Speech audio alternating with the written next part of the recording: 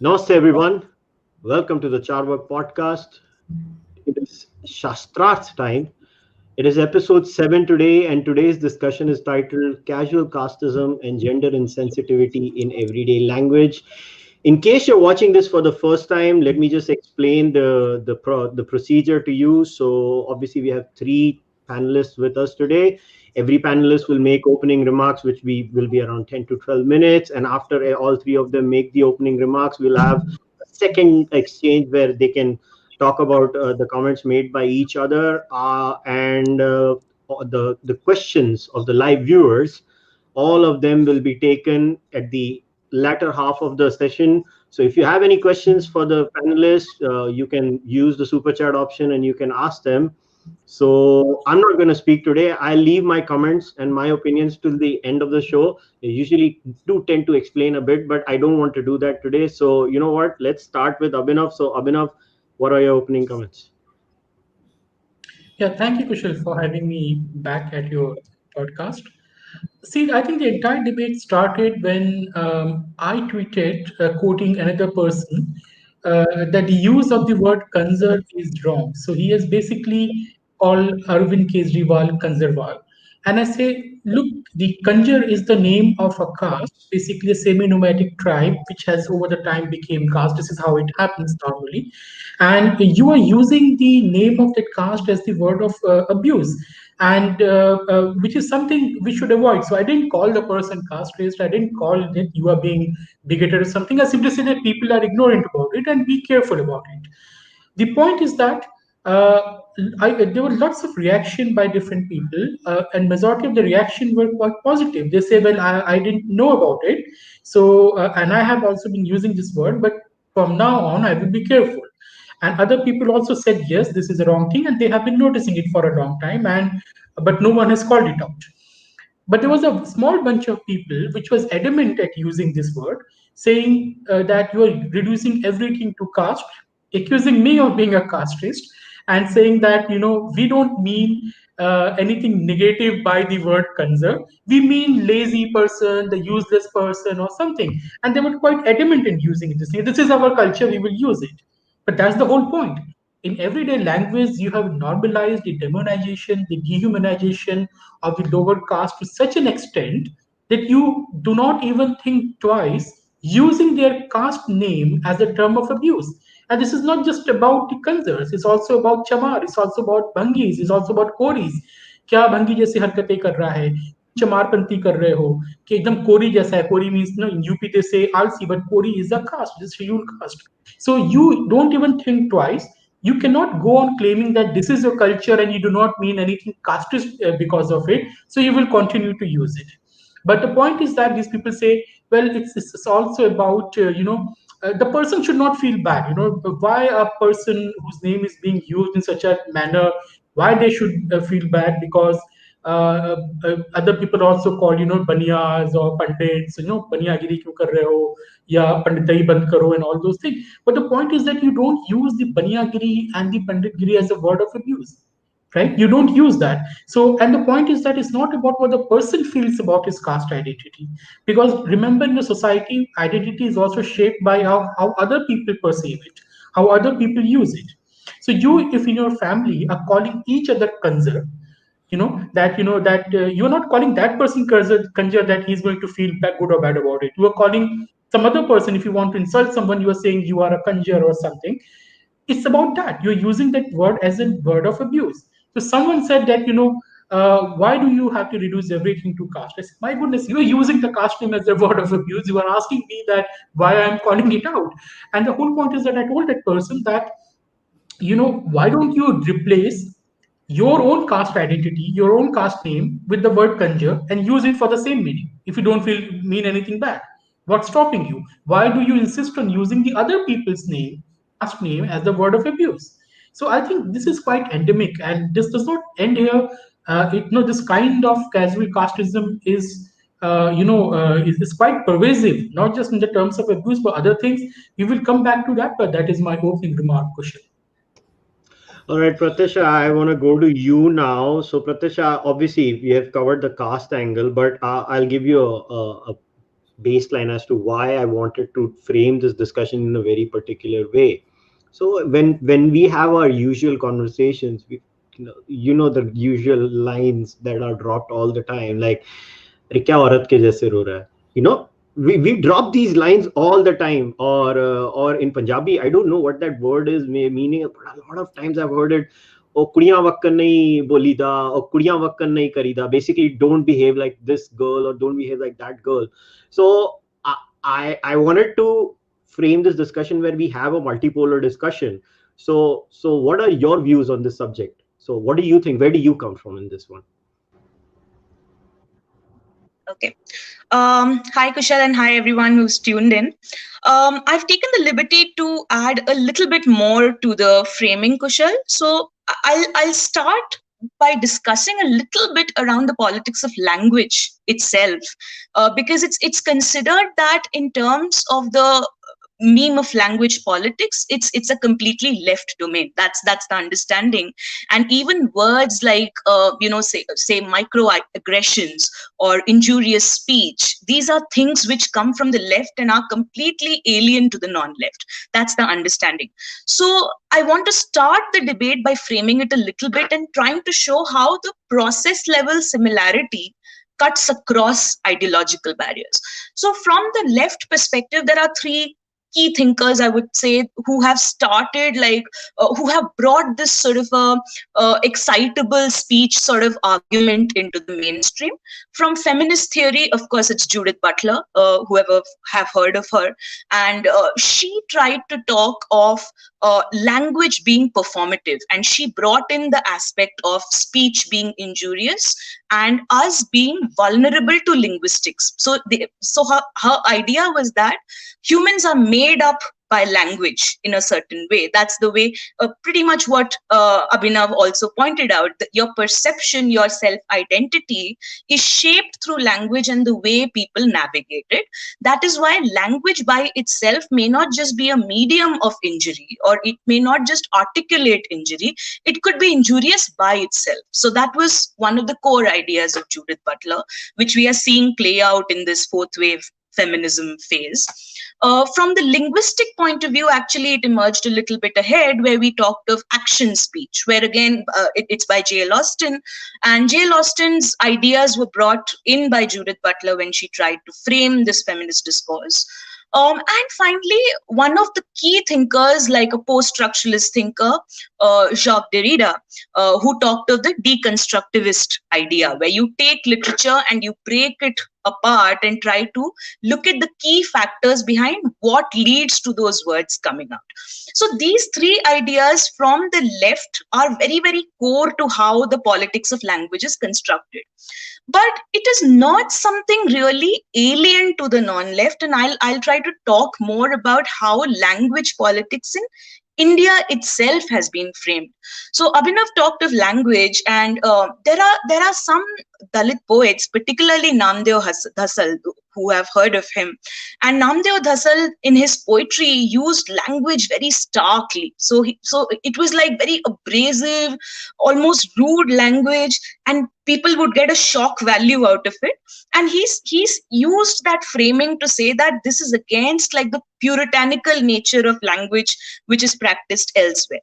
Even now, when we look at certain debates, like say just the articulation of Jai Shri Ram, the way it is framed, and whether it is actually injurious to someone or it is an articulation of faith, there is so much contestation just on these words. Another issue that is very core to me, and I've again seen Abhinav and a lot of other people also speak about it, is how the articulation of Gomutra is used nowadays, isn't it? So it's considered, but at least I'm like not able to cede even this much space to people who make those Gomutra jokes, because there is a very deep significance as to why they use Gomutra as a joke. So definitely that triggering, that microaggression which people like to joke about as a left trope, is not something alien to us. We also feel that battering of language when it hits an identity very close to us. Just that we struggle to identify with different identities. So I might get more triggered when it is an aggression on my religious identity, but find like a gender identity to be very okay. And there you feel people might be overreacting. But in general, I think that the tendency of people to get injured, dehumanized by speech which is meant to be malicious, which is meant to be pejorative, is very, very common. So that's the first part we need to understand. The second part here is how this sexism plays out. So sexism is basically an attitude where either subliminally or very overtly you try to express that one gender is inferior or extremely different from the other gender, and you play it out through your articulation. At one end of the spectrum of this attitude is the behavior of sexual harassment, where you actually play out a threat, or you make sexually colored comments which are beyond sort of ambiguity and obfuscation. But other than that, largely the spectrum is ambiguous, and that is where sensitivity comes into play. Now, when you're trying to understand what could or could not be sensitive, there are three things that you need to look into. The first one is the language itself. Like, is there an implicit judgment attached to the word itself? Is the word inherently distasteful? So there are very few words actually like that, which are meant to be like absolutely provocative or absolutely disgusting. Like, say, from the top of my mind, I would say maybe cunt, though there is a context behind that word. Also, it is meant to be an insult. So you feel offended when it is thrown at you. The second part, and the most complex part of it, is the context in which the language or the word or the phrase or whatever you're using gets played out. So an example here, an interesting example would be Faiz and his poetry, Sab booth giraye jayenge, bas naam rahega Allah ka. Why was it so problematic? Why did we because it's poetry. It makes perfect sense for a Muslim poet to speak of it in that way. But the reason why it was offensive is because in a country where the majority population are idol worshippers, where we are polytheists, where our gods reside in those temples and embody those vigrahas, talking about booth giraye jayenge is culturally insensitive, because you are not taking into consideration the voice of a population who you have managed to erode for a certain period of time. That is why the context here became so important. Similarly, if we try to take this argument to gender, say talking about breasts of women, or we had this huge blow up about milk bags, something which happened on Twitter, and everybody was like, why are you getting offended? I'm just describing a body part. But that isn't like the context in which women took in, at least a lot of women took in that argument. The context behind that was there is this repeated everyday engagement where people are crossing your physical boundaries, where they are making these crass comments, sometimes even touching, violating you physically. So that idea that you could talk about my private parts, and it could be any woman. But the fact that you could, with such impunity, talk about a woman like this means that I'm also fair game. And that's why it became so problematic. And it is always problematic to talk about women and genitalia and reduce them to just that. The third part of assessing sensitivity, which is again very, very subjective, is the tonality. And that's very important, but the way in which you intend to pass across a message. Here again, I'll use an example, and I'm purposely trying to use non-gender based examples so that we see that it's not very different. Because the minute we talk about gender, you feminazi, you this, that, and it goes away. But if we have some parallels, we can understand where it comes from. So one particular word which I find problematic is puncture wala. When you talk about puncture wala continuously, because puncture wala by itself, you'll be like, oh, dignity of labor, oh, it's just a job, why are you getting so offended? But you really don't mean it as a celebration of labor. You're not using it in that sense. So majority of the people who are using that jibe intend to dehumanize, they intend to joke, they intend to, make a mockery of that person or that community based on that particular word. So the tonality of the speech and the intention with which you pass it across is also very, very important. Now, the problem with this, and particularly with gender, is that the context part, navigating that context part, and within that, understanding what is acceptable and what is not, is the key problem. And it becomes particularly difficult for gender or women as an identity group. Because if it is sexual minorities or caste or even religion or any smaller community, the in group is always smaller than what women would be. And that is why it's like seeing women as one solid identity block, one in group, is anyway difficult. That's one of the reasons why feminism is not able to at least proclaim whatever it proclaims in theory, it's not able to do in practice, because it's very difficult for women to align based on their lived experiences and their politics. That's why it gets very, very difficult to understand what constitutes offense and what does not. Because my lived experiences and that of another woman would not really be the same, and the politics would completely skew it. The other thing here would be that there is too much complexity to unravel that context and help understand what should be avoided and what should be not. So the only way to do it is a top-down approach. If you narrow it down and make it very watertight and very objective, then you can probably police certain sections or help reduce some of these onslaughts which happen. And this is again, if you accept that speech can be injurious. If you're saying it totally can't be, then probably we are on very, very different pages and we don't align there. So that is, and some of these things have already been done. Like say, the fact that in a workspace, you can't go around calling female employees or colleagues baby and sweetheart and this and that.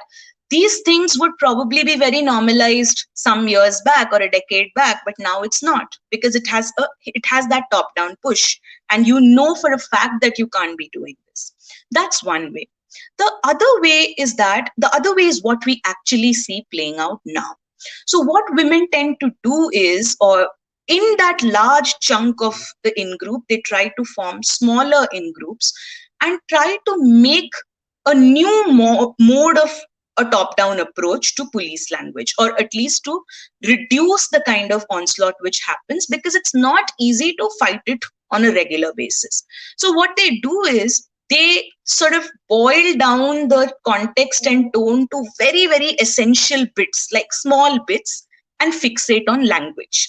So, because if you select the words which are problematic, it becomes easier to maneuver. The context and tone is always more subjective and takes a lot more nuance. So what you do is, anybody who uses the word sweetheart is a bigot. That's my understanding. So you're not supposed to use sweetheart.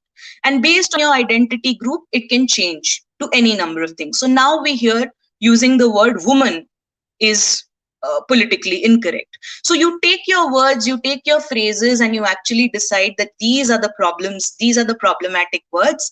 Let's cancel these words. And if these words are cancelled, the underlying context problem, the underlying tone problem, the underlying schoolyard bully problem would get solved. But here is the issue that arises. The intention behind this is probably good. One of the intentions, like Abhinav was saying, was to avoid the reflexive usage of certain words. You know, the way you say chamar to someone as an insult, and you don't mean it perhaps, but you just say it. Similarly, you say kya aurat ke jaise ro raha hai, ya chudi pehen rakha hai kya, something like that, which you don't really think, you don't assume that you're being sexist, but it's a reflexive way in which you say. So if you actually flag down certain language, you encourage a little bit of conscious thinking around the usage. So that could be one intention. The other intention could be that because we don't have any other way to police it, we create like a little bit of social accountability around it.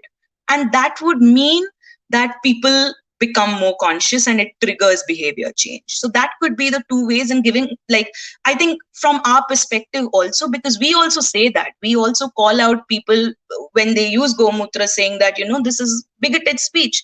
The point behind that is either think before using it, or have or bear some consequences, may not be legal consequences, but at least bear some social consequences of using such language, because it is problematic. Now, the issue with this is there is this idea called a euphemism treadmill, So a euphemism treadmill basically means you take a neutral word and somehow through the course of history it becomes problematic, and then you replace it. Like, say, I start with idiot. Idiot is a medical term. And then through the course of time, it becomes a slur. And then you say, okay, idiot is not okay. I replace idiot with moron. Okay, because now this language is gone and I forget the context, I forget the tone. Moron is the good word, idiot is the bad word, and anyone who uses idiot is cancelled. Use this. But the euphemism treadmill works in such a way that eventually that moron word will also get absorbed and become a slur. And then it becomes like a continuous triangle. So you need to keep replacing the language over and over again, because you're not solving the underlying context. Neither are you solving for the tone. So what you're doing is you're only solving for words and phrases and this and that. And that is how a lot of the everyday sexism around language at present is being addressed. These are the bad words. Let's replace these words. Like Kushal, you were telling me master bedroom is not okay. It needs to be something else. Woman is not good. We have to call her womixine or whatever. I don't know what that is. So all these words are now bad. Oh no, it's WOMAN की जगह WOMYN कर दिया, women कर दिया. Yeah. So anyway, so it's just that word is the trigger, and let's cancel it, and we'll arrive at the we'll solve for the underlying problems. But that's not the way it's going to happen, because this euphemism treadmill will come into place. So what then is the solution? I don't know. I mean, personally, for me, I always believed I was a free speech absolutist, but you reach your point when it hits the identity closest to you. And for me, that was probably the gender identity, because it's probably the most immediate identity, and it feels a little it feels vulnerable when it's constantly under attack. And how much would you give space or cede space for people to do that? So my understanding, and I'd leave it at this, is that if you are more of an individualistic person, if you're more individually oriented, it's probably way easier to have flexibility towards speech and let it be like free for all, because then you don't need to have like a collective understanding of what's offensive. You don't need to have like any sort of barriers of language, and you can just work on it on a case-to-case basis.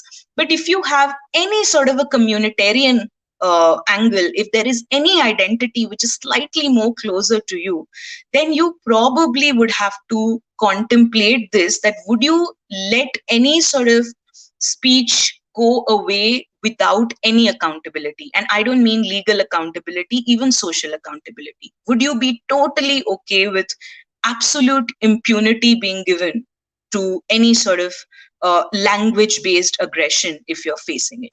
So yeah, I mean, I'll stop at that. It's not a very complete thought, but that's how far I've been able to process it.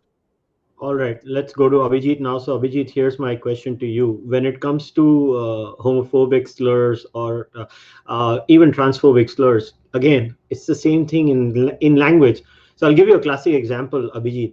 So there are two ways of saying the same line, right? It would be like sometimes somebody would say, "Oh man, that's so gay," right? And then the same line you could say, "Oh man, that is so gay."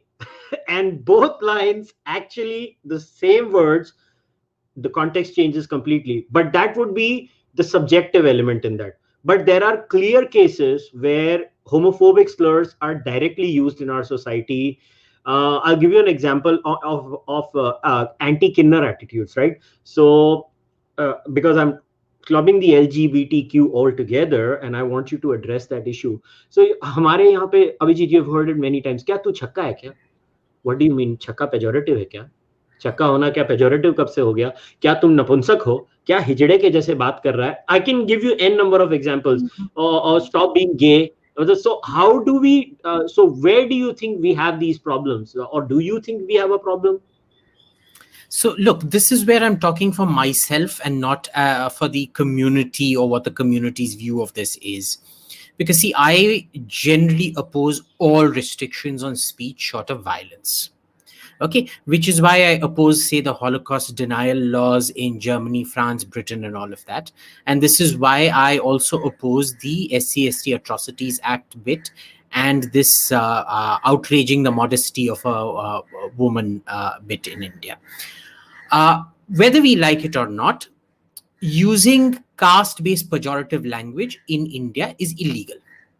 Okay, full stop. Using sexual analogies for a woman is illegal. Okay, full stop. So that's that. I mean, there's no if or but to it. Just because we don't like the law doesn't mean we have to, we can keep breaking the law. So this is one aspect to it. But personally, taking on from where Pratyasha left off, she brought about, how offensive, say, cunt or bitch could be. Okay. Now, here's the point. You also have equivalent male abuses. For example, calling you a dog, a prick. You're a prick, Abhijit. You're a dick, Abhijit. You're a knob, Abhijit. These are all references exactly like cunt to the male genitalia. Okay.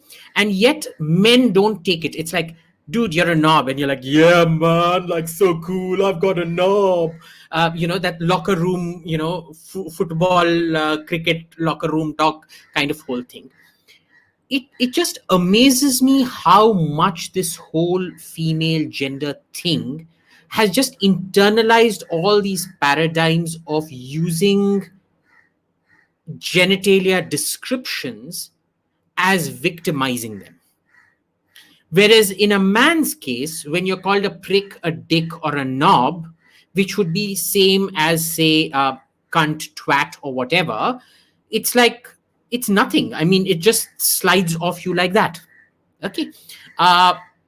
I think this is something we need to look at. But when it comes to gay people specifically, LGBTQ, hijra, kinnar hai tu, whatever hai tu, in my case, it's usually faggot, butt muncher, or cocksucker. Okay. And I'm fine with you calling me that. I don't have an issue. It pinches every now and then depending on the context, and you can tell the context pretty much. But see, I don't believe that you should be banned from Twitter from saying it. I don't believe that there should be an outrage mob for somebody coming and calling me a faggot or a butt muncher or a cocksucker. Or in the case of a female, it's called a rug muncher. So, it's fine. Now, here's the problem. This is where the hypocrisy comes in. Like Pratyasha pointed out, there is this extreme sensitivity on the right कि MF Hussain ने कैसे सरस्वती माता को ऐसे portray कर दिया, या गौमूत्र के बारे में खिक करके जोक्स करते रहते हैं, या गोबर के बारे में ऐसे खिक करके जोक्स करते रहते हैं, and things like that. You can't end up, we got to this stage of free speech through the 50s, 60s, 70s, 80s, even right up to the 90s, that we got rid of speech restrictions. Today, this entire victimhood complex, sensitivity complex, I feel microaggression, I feel threatened, I feel hurt. He called me sweetheart, he called me honey bun, or whatever. You're going down a very, very dangerous slope. And, it is the same women who will, for being called a cunt or a twat, go ballistic about making Gaumutra jokes, about, Krishna being a pedophile or something like that. So here's the thing, they want respect for their sensitivity, but they have no respect for anybody else's sensitivity. Okay. And this you see on the right as well. ठीक है, आपने कृष्ण भगवान के बारे में ये बोल दिया था, राम भगवान के बारे में ये बोल दिया था, or whatever. There was that JNU drama about killing Mahishasura being a casteist thing. Brahmin lady killing a Dalit or an Adivasi. I don't know what they claimed Mahishasura was.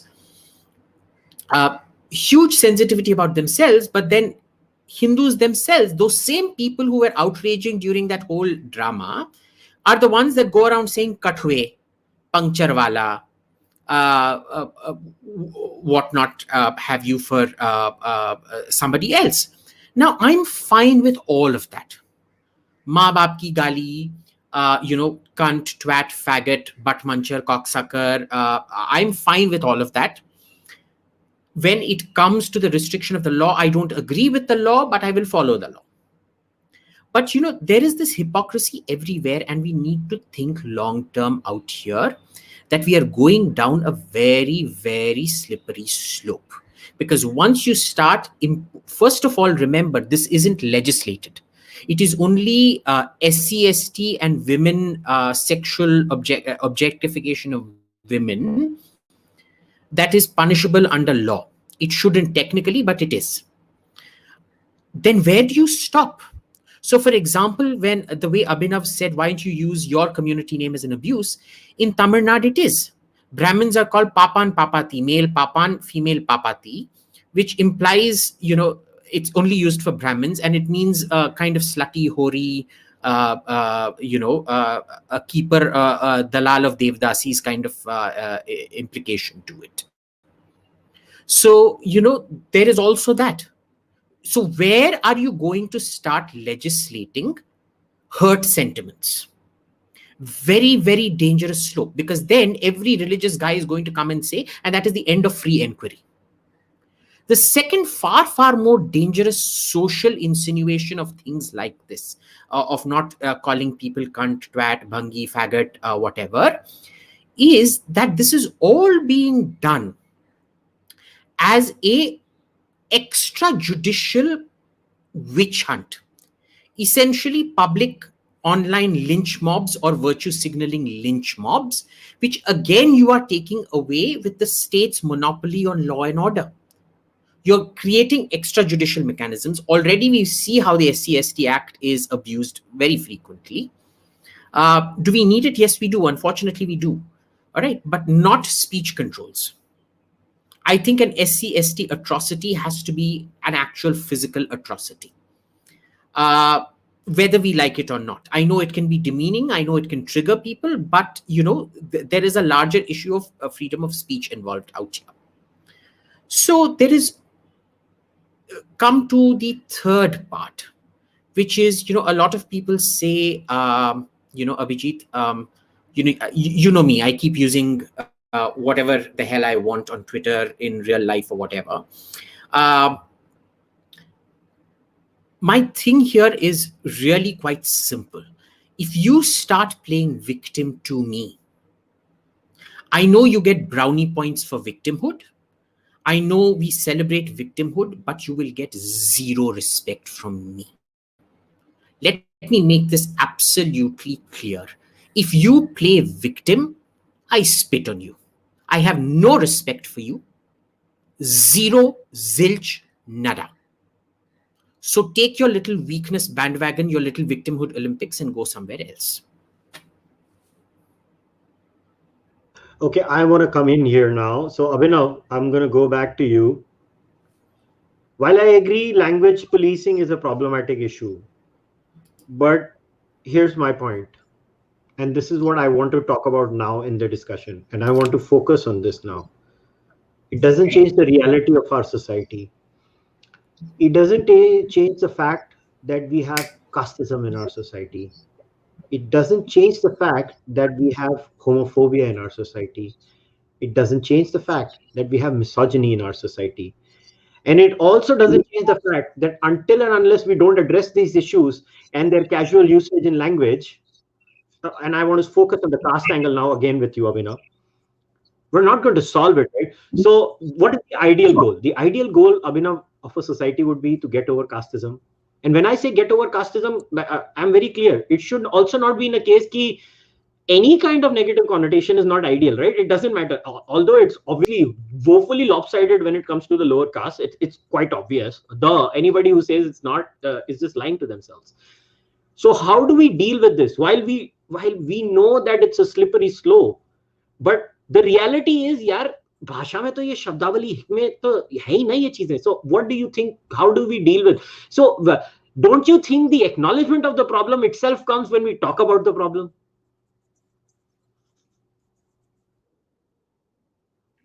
Yes, Kushal. I mean, see, the point is that, as I said before, lots of people use it simply because they do not even think twice about it, because it has been so normalized, and that reflects how segregated our societies are.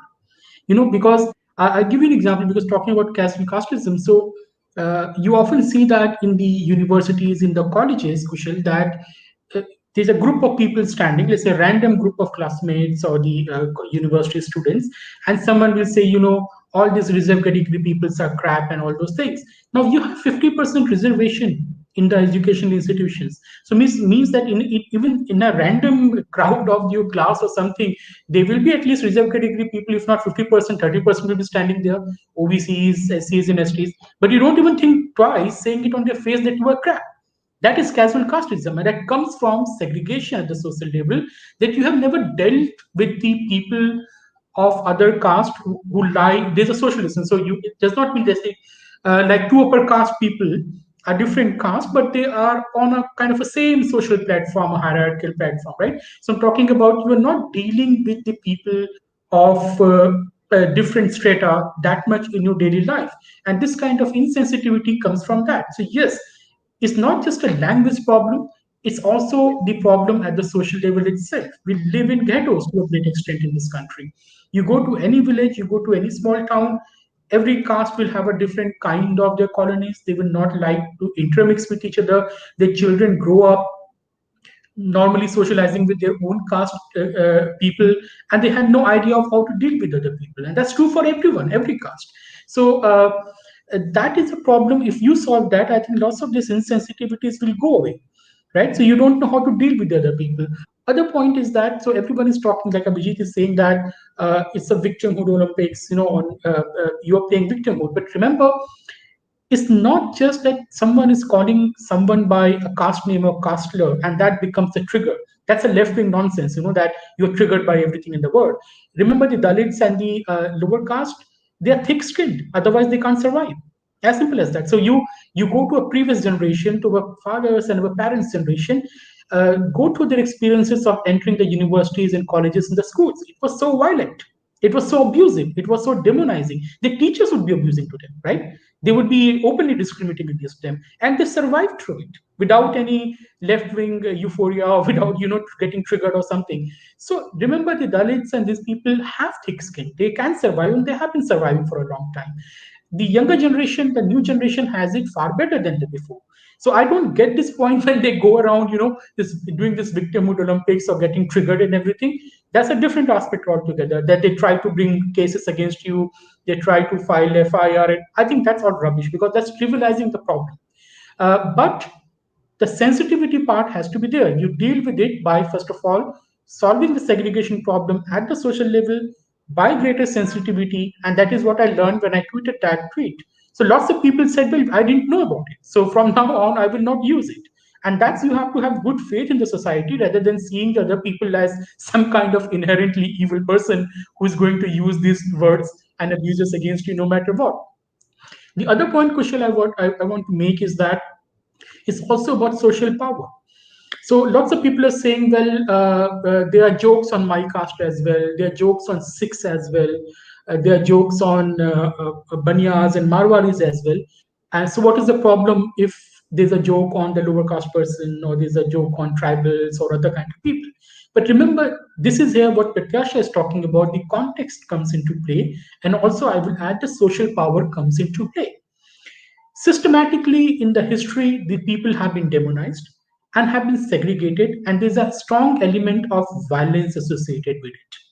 So, if I'm not wrong, correct me, but in Kerala, I think uh, uh, not so long back, the name of the Avarnas or the Dalits would be kept by their landlord, and those names have to be abusive and demeaning. You cannot keep auspicious name for the Dalits. This was the practice in Kerala. I think Pratyasha can, help me out with this thing because I don't know exactly Kerala or some other place, but I've read about it. So that is it has a historical context to it. So the social suppression, direct violence, and use of insults and dehumanizing names for you. So it's not acceptable because it leads to it's an interconnected thing. It's not just someone is calling you and oh my god, why are you feeling bad about it? Second point is that when you're cracking jokes on the Sikhs, you are cracking jokes on Banyas, you're not really being abusive in in that sense. You're simply making fun of it, and I think everyone makes fun of everyone, even in a random college or in a random gathering. There are people of different caste, and nowadays we have lots of quite mixed crowds anyway. So you have Dalits, Brahmins, Rajputs, and other castes mixing together, and they crack joke on each other, right? No one takes an offense. But when you're using that word as a word of abuse, and I'm emphasizing this point, you're not calling someone Kori or Kanjar. That person, you're calling each other Kori and Kanjar. There's a qualitative difference in that because you are calling your family member to Kanjar human. So you're using it as an abuse, right? You're not calling a Kanjar person to Kanjar person. Perhaps he will laugh if you call that person because they are thick skinned. But this is a point which needs to be understood. Second point is that, as Pratyasha, I think, made a very fair point, that words acquire meaning over time. So look at the word chamar. Now you say, what is the problem if I call someone chamar? Of course, no problem, right? Because the entire Dalit assertion, the last 150 years is about asserting their identity. But here comes the actual point. When the chamars put up a board in UP writing the great chamar, you go berserk. You come down to direct violence. You remove the board, you destroy the board, you become very violent. Why? This is the problem of the social power. So you because in your mindset the chamar is something which cannot be great. It is not something which can be used with respect, and that is why you're using violence, and that is again interconnected because this is also how you assert your hegemony in the society. So now you say, why do you feel bad about using the word chamar? And then when someone writes great chamar, you have a problem with that. I think that's also a great hypocrisy, but it also exposes the power that the caste system is not an innocent system as people make it out, make caste system out to be. Caste system is extremely violent. Is extremely violent system. This is what people don't even want to talk about. There is an external violence, there is an internal violence. Internal violence comes from if you're not behaving in a particular manner, if you're marrying outside your caste, or you're not following the caste behavior, you will be they will outcast you. They will there will be other kinds of boycotts and other things. That's internal violence. External violence comes when every caste disciplines each other, especially the caste who are above you in the hierarchy.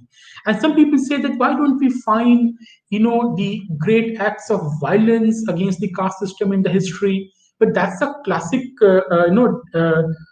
fallacy. Because remember, uh, uh, let me digress a bit, Kushal, and make this point.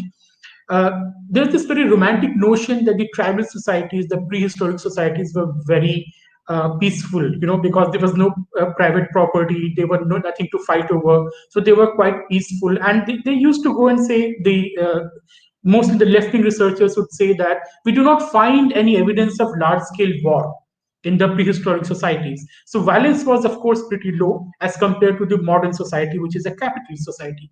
But that's wrong, because if you look at the rate of violence, was very high in the prehistoric society. So violence does not mean that one dramatic cinematic clash between two opposing camps. Is an everyday violence. So the rate of death by violent causes in the prehistoric society was around 20%. In the modern period, despite all the word war, is not even 1%. And same goes with the caste system. I gave that example to make the point clear. So in the caste system, the violence does not necessarily manifest itself in a great clash between the opposing camps. it's an everyday low intensity violence, and the rate is pretty high. So it becomes kind of invisible to most observers when they look back at the history or even look at the present. And so the social power needs to be taken into account when using these kind of slurs.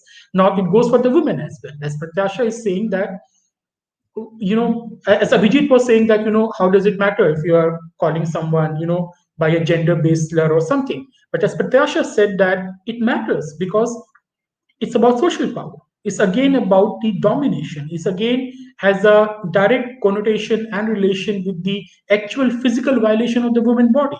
So the people who are passing lewd comments when a girl is traveling on a bus, or, is in a public place, are most likely to go and physically harass her. Right? So it's not one thing follows another. So we cannot really separate it. But Abhijit is also right, saying if you start criminalizing everything, when are you going to stop? Right? So I don't think there is a very clear cut answer to it. But of course, I do not support filing cases against everyone on these issues. Of course, that's a different thing. But I think it's societies negotiate. They navigate, they negotiate, and they come to an equilibrium. So perhaps SCST Act and this kind of gender-based acts are necessary today. Maybe 20, 30 years down the line, they might become unnecessary. I think that depends on the context again. So let us dig a little deeper. And Pratyasha, I want to bring you in here. So I want to talk about. So you mentioned Foucault. So let's dig a little deeper in Foucault because that's my wheelhouse. So I don't agree with Foucault, but here's what Foucault said, right? So Foucault's idea was he talks about power knowledge. So knowledge is disseminated by people who he said were in power, right? And then he used to call this, he used to use this term, very specific term he would use, discourses. He would use this term all the time in his work, where he would say, people in power decide the discourses. These discourses lead to certain meta narratives. These certain meta narratives lead to language formation. Obviously, we have a lot of problems in that because it just doesn't consider in reality the flow of language and the evolution of words itself. But here's the thing. Abhijit did mention, right? So my question to you is that when we say, okay, even men are called XYZ and women are called XYZ, so I'll give you my answer as a man. Do we not take into consideration the biological makeup of a man vis-a-vis a woman?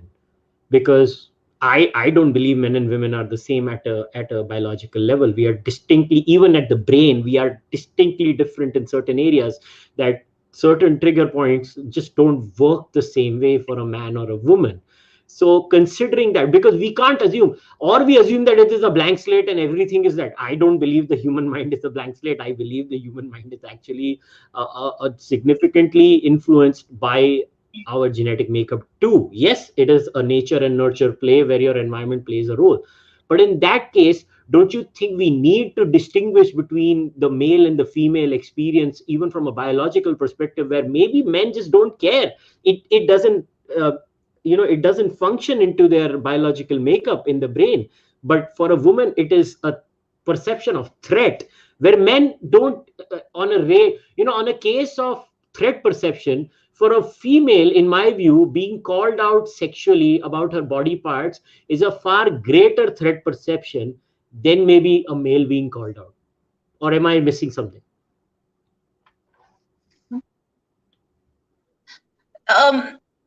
That's a very interesting point because in behavioral science terminology, if I can digress a little bit, this internalization of risk, which is what you're calling the threat perception, is a very interesting cue that we talk about.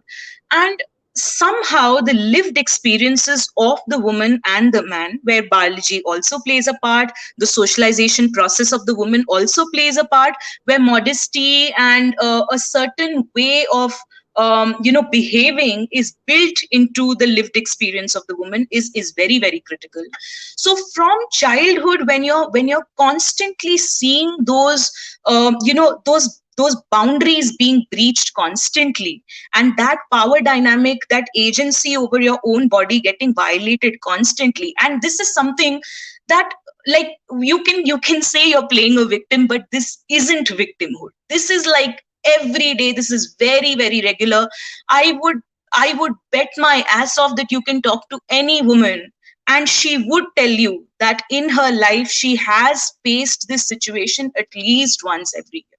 How you deal with it, how you process it, how you overcome it, how much you speak about it is all very different. But the fact that there is like a very, very tangible aggression along with that internalization of that safety perception is a very, very real fact. It might be the same for men also, but the sexual part of it is very critical to women, because there you feel that there is a very, very clear power difference between men and women there, because you're not constantly at the threat of being sexually violated. So there, I think the difference comes in that internalization of risk.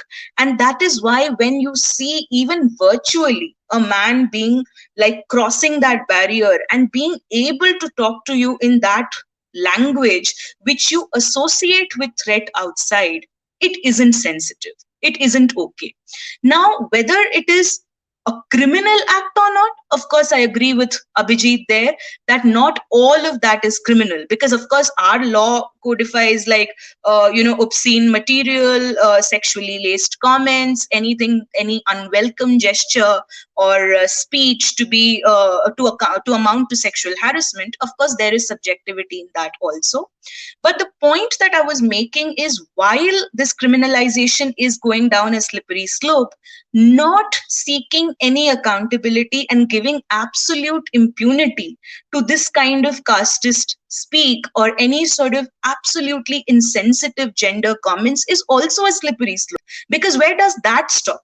This does not stop, because there you completely keep taking offense. And like I said, if you remember the euphemism treadmill, because that treadmill keeps spinning, it's an industry now where you change one word, then another word, then another word, and now there's an ecosystem of professional feminists around that who are only finding out new words to take offense at.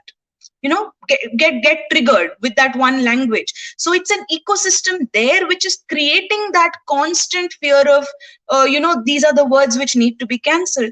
But other than that, even if you keep that apart, what is the slippery slope down which we could go if there is no accountability at all to what language amounts to insensitive or almost abusive? So there are two things that we need to consider here. The interesting part around this is that the left actually has figured out two very foolproof methods through which they have addressed this conundrum. Very, very, very, like, it's a very gray zone, but they have done it. The first one definitely is Islamophobia. We know about it. Maybe all of it is not criminalized, but they have, out of that language context tone that I talked about, they have picked up the entire context bucket and moved it towards social sanction. So anything which talks critically about X is X-phobia. Yeah, so that is something that they have done, which isn't criminalizing it completely, but there is significant amount of social sanction associated with that. The second thing that they have played very smartly, again, which to avoid that slippery slope, is this entire cancel culture that we term it as cancel culture, where it is probably not criminal, but it is absolutely wielding of a very strong sort of in-group power, where you take these people who use these words that you don't like, who use these phrases that you don't like, and remove them, deplatform them, take them out from any sort of space which gives them a voice or amplifies their voice, or even like a source of livelihood. So for me, I think the negotiation, like Abhinav said, there's no clear answer, because in that context space is where that negotiation is happening. How much do we go down this criminalization slippery slope? I would definitely not want anyone to go that way, even if it comes down to sexual harassment, because honestly, nobody owes us sensitivity. I can't tell you, I demand you to be sensitive to me. That's not possible, because sensitive according to whom? Is it me as a woman, or I'm sorry, Abhijit, as a self-identified woman, whose sensitivity is someone talking about? So there are 100 women and 100 different sensitivities, and you will slip and you will err and you will have a lot of transgressions from time to time. So if you are criminalizing that, that's not the way to go, and we should not be thinking of that. But what about this other slippery slope? Where does this stop? How much do we normalize over time? What all? And do we then stop right at the brink of physical harassment? Does it then stop where a person is actually physically violating me while signs have been there throughout that, this is where it is leading? So that active negotiation is what is needed. And we all are practicing a little bit of cancel culture, though we admit it or not. We might not be like deplatforming people. We might not be robbing them of their livelihoods or telling them that you are an immoral person. But even when we are calling out these views and we are saying, like, on Twitter, it happens every day. Like the number of times I get called a bigot or I call somebody something, it is showing elements of that cancel culture, because at some point we have to be assertive about what are our boundaries and what are the transgressions that we are not going to tolerate. So I think this will continue going on, and we just have to understand that on both sides we are facing like a slippery slope situation, and it's not about victimhood, because it is coming from very significant lived realities of women, of marginalized sections, and unless they speak out for themselves, there is going to be more normalization of this sort of injurious language, if we accept that term. Yeah. Yeah. So, okay, Abhijit. So here's my second question to you. So I understand that there is something like a lived reality, and then there is something like a constitutional reality where we legislate certain things. I am completely with you. Where when it comes to free speech, I agree. Words should not be censored, and even hate speech should be a part of free speech. Having said that, it does not mean that everything, there is a reason why we call it hate speech, right? There is a reason why we use these words in a certain pejorative way, right? Because they are pejorative. So when we say, see, the discussion is not just about whether it should be legal or not. The discussion is at multiple levels, whether it is helpful or not, whether how does it help the experience of LGBTQ caste, the lower caste people, or women, or anybody for that matter in society. So don't you think if we just look at one side, which is whether it should be legal or not, we actually do injustice to the other side, and a lot of lived experiences of a lot of people will suffer significantly? No, I disagree with that. Because, see, your lived experience gives you the right to disengage from a conversation. Okay? You shut it off for yourself. That is the whole point of individualism in this case, right? Like Pratyasha said, when somebody gets offended, who exactly is getting offended? Right? Now, the problem here is you can't legislate bigotry. Speech controls don't get rid of bigotry. They push it down, make it subcutaneous, and very frequently they turn militant and become more dangerous. All right. The way you deal with bigotry is to sit down and talk to them. Talk to them, wear them out through talking to them, rather than immediately go into a cancel culture thing. Okay.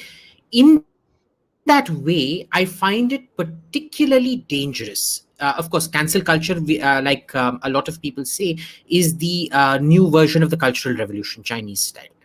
But let's also be clear about this. Language control is to language what socialism is to economics.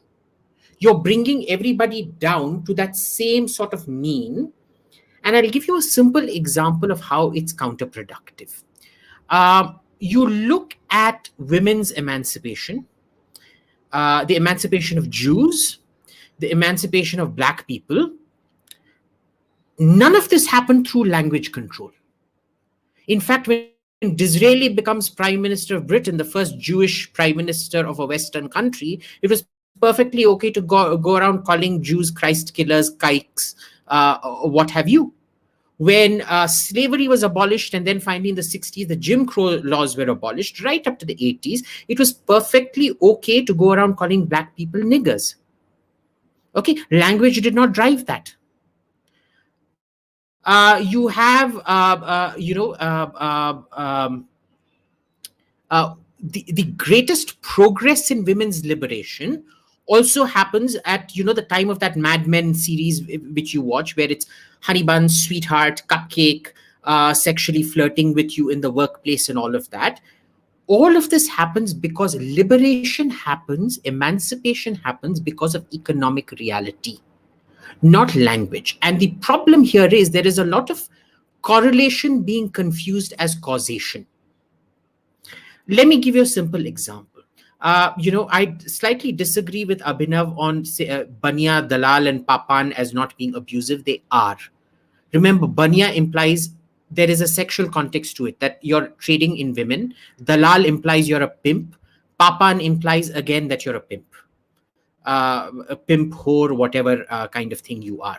So it applies to, Guptas and Sharmas. So the castes, क्या है ये trading class, क्या कहते हैं उनको, Vaishyas, and to Brahmins.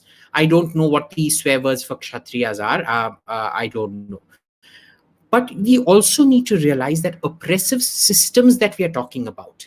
Now, the way Abhinav said that, only the Lord could name the tenants' kids, and it had to be sort of abusive names or whatever. This was also done. It isn't unique to India. It was there in medieval Europe. It was there in Russia and the serfdom period as well. That, you had only the Lord could give names. If you wanted to get married, you had to get the permission of the Lord. Night, the Juris Prima Nocte, or the Druvadusini, or whatever you want to call it, and so on and so forth. We need to separate economic systems that lead to oppression, which what the left has very carefully done is said that it is language that leads to oppression. The language is the symptom. The language isn't the cause. And they're very carefully conflated causation and correlation to come to this thing that language leads to violence. Remember, why were the pogroms of the Jews happening out there? It wasn't because you were Christ killer or whatever. It came about because of the Christian restriction on usury, the lending of money and taking of interest. So the Jews come in out there, and that is why most of the pogroms that happen are of Jews, because they are the money lender class out there. You want to wipe out your debts, you just kill them off, your debt is gone. End of story. Okay. And therefore, you also have language invented to go along with a pogrom, like Christ killer. They drank the blood of Christian martyr child or whatever, blood libel, Christ killer, kike, Shylock, what have you. Okay, so it's very important we don't conflate economic systems. Now, tell me something. The greatest advancement of women happens during, not because of any linguistic whatever, but because of World War II. The men were all off fighting, so the women had to man the factories. And once you get financial independence, it grows from there. Right? The liberation of the emancipation of Dalits and SC/ST in India doesn't happen through the banning of language. It happens in spite of language in a society that is rampant with that kind of language. So I'm going to disagree with this entire, I think we keep falling into this leftist trap, and this is the tragedy of the Indian right. The Indian right is such an agglomeration of duffers that we are perpetually reactive. First of all, we are completely unschooled and untrained in anthropology and sociology. We think that claiming the Boeing 777 was actually the Pushpaka Vimana that we invented 3,000 years ago is a substitute for history, and it's somehow a substitute for anthropology and sociology. And basically all we do is we steal leftist paradigms. They're way better than you at it anyway. because they're linguistically, anthropologically, at least they read. They read. And we just copy them. We're perpetually playing catch up to them. They did it, so we're going to start our own cancel culture. There is no ab initio thought or intellect of the right in India. It is I'm going to use a loaded anti-feminist term out here. It is a sea of barrenness. It is a barren desert. It is infertile. ये male child पैदा नहीं कर सकता है, ये श्रापित है.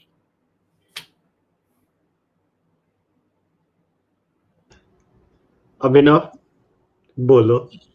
Yeah. So no. So basically, what Abhijit is saying, you know. So yeah, I agree with this point, and this was my point as well. That this kind of caste insensitivity in the daily use of language comes because at the social level, in the ground reality, the castes are quite segregated, and there's lots of power differential between the castes, the social power differential between the castes. So of course, by by banning language, by doing language policing, and certainly by the cancel culture, it's not going to go away. So there I concede. I mean, there I agree with the Abhijit. And when it's coming to this, but I'm not saying that they're not abuses against the upper caste. You see that nowadays, especially in this Jai Meme circles, 24/7 abuse against especially the Brahmins. So that's also equally bad. Now you understand what the abuse can do to you. So you see lots of Brahmins and lots of upper caste people on Twitter actually reacting to it and saying that this is demonizing us. Now that's the whole point. It can be used to demonize everyone. So normally in the social level, what we see in the language is being used to demonize and dehumanize the lower caste. Now you are seeing when it comes to like in Tamil Nadu Dravidian movement and all, you see how devastating and how bad it can be. So I think that should be the cause of greater sensitivity. The other point, Kushal, is that it's not just about, let's say, making a law against it. And I'm not advocating law because it certainly can't keep making laws on this thing. But I am completely against this thing of my lived experience. So I'm holier than thou. And perhaps you can't speak on this topic because I have the lived experience. Remember, this whole idea of lived experience, what it has done is that it has elevated, it has created a kind of, I'll say, a psychopathic problem in the population, a large section of especially these urban woke kids, that my lived experience is the epitome of truth. So my lived experience is the truth, and all of you, your version is fake because my truth is the truth. Now that is problematic. Then they start going about imposing their truth on the other people. This is what we see as the woke culture and the cancel culture nowadays. So this lived experience point can be true up to a point, but really not true beyond a point, right? To give you example of this lived experience thing is that the legalization of prostitution is a liberal cause. Lots of feminists will support it, lots of liberals will support it. But if you go to let's say Maharashtra and lots of other places, there's a strong movement by the Dalit women against the legalization of the prostitution. They say abolish the prostitution because they say who falls into the trap. When you see the social profile of the people in the prostitution, it's mostly the lower caste, and lots of them are tribals kidnapped from Jharkhand and Chhattisgarh and sold into the markets in Delhi and other places. So that's a point of lived experience, but that beyond the point you can't argue. You can't simply say that, well, I disagree with this thing, so I will not let anyone else legalize prostitution, because legalization of prostitution has its own benefit, for the safety and the benefits of those people. So I agree with Abhijit on this thing, that it's ultimately when you change the society, you are going to change the this kind of languages and other things. And other point is that where I disagree with Abhijit is that when he's giving the example of the Jews and simply reducing the pogroms against the Jews as simply the a side effect of this, their function, their role as the money lender in the society. No, that's beyond that. There's lots of religious bigotry involved in that. It's not just that they were playing a role and they were charging interest on other things. The constant demonization is also an issue. So if you're constantly demonizing a community, it soon follows up with the violence.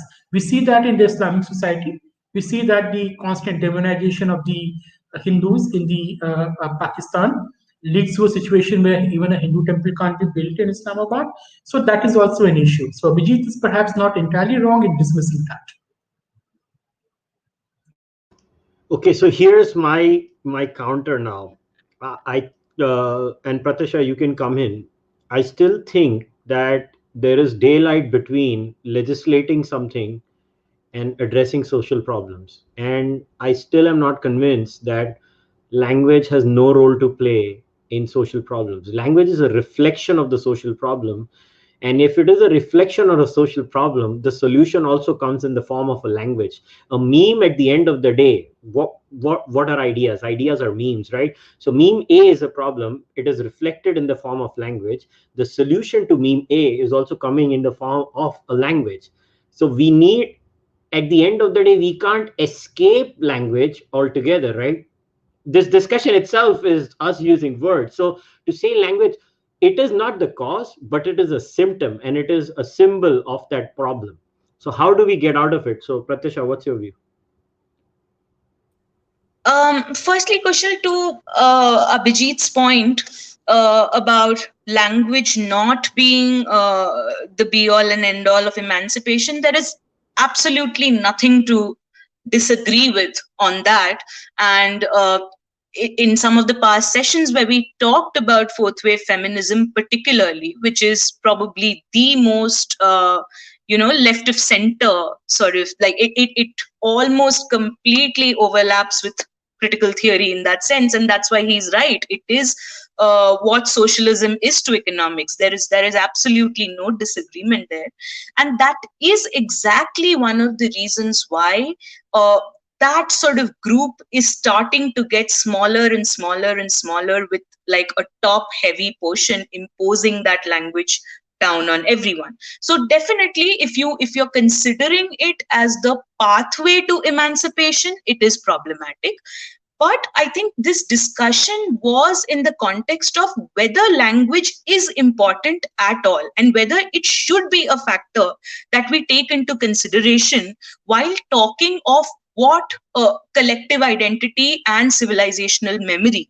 Like, I'm talking collective identity in terms of gender and civilizational identity in terms of, memory in terms of my identity as a Hindu, whether their language matters or not. And there I feel it certainly does, because if I again go back to the example of, say, Gomutra, and I totally understand if it might not be at all offensive to people, but it is offensive to me because I can see that in 20 years, it would become something more draconian and absolutely, reprehensible compared to what it is now.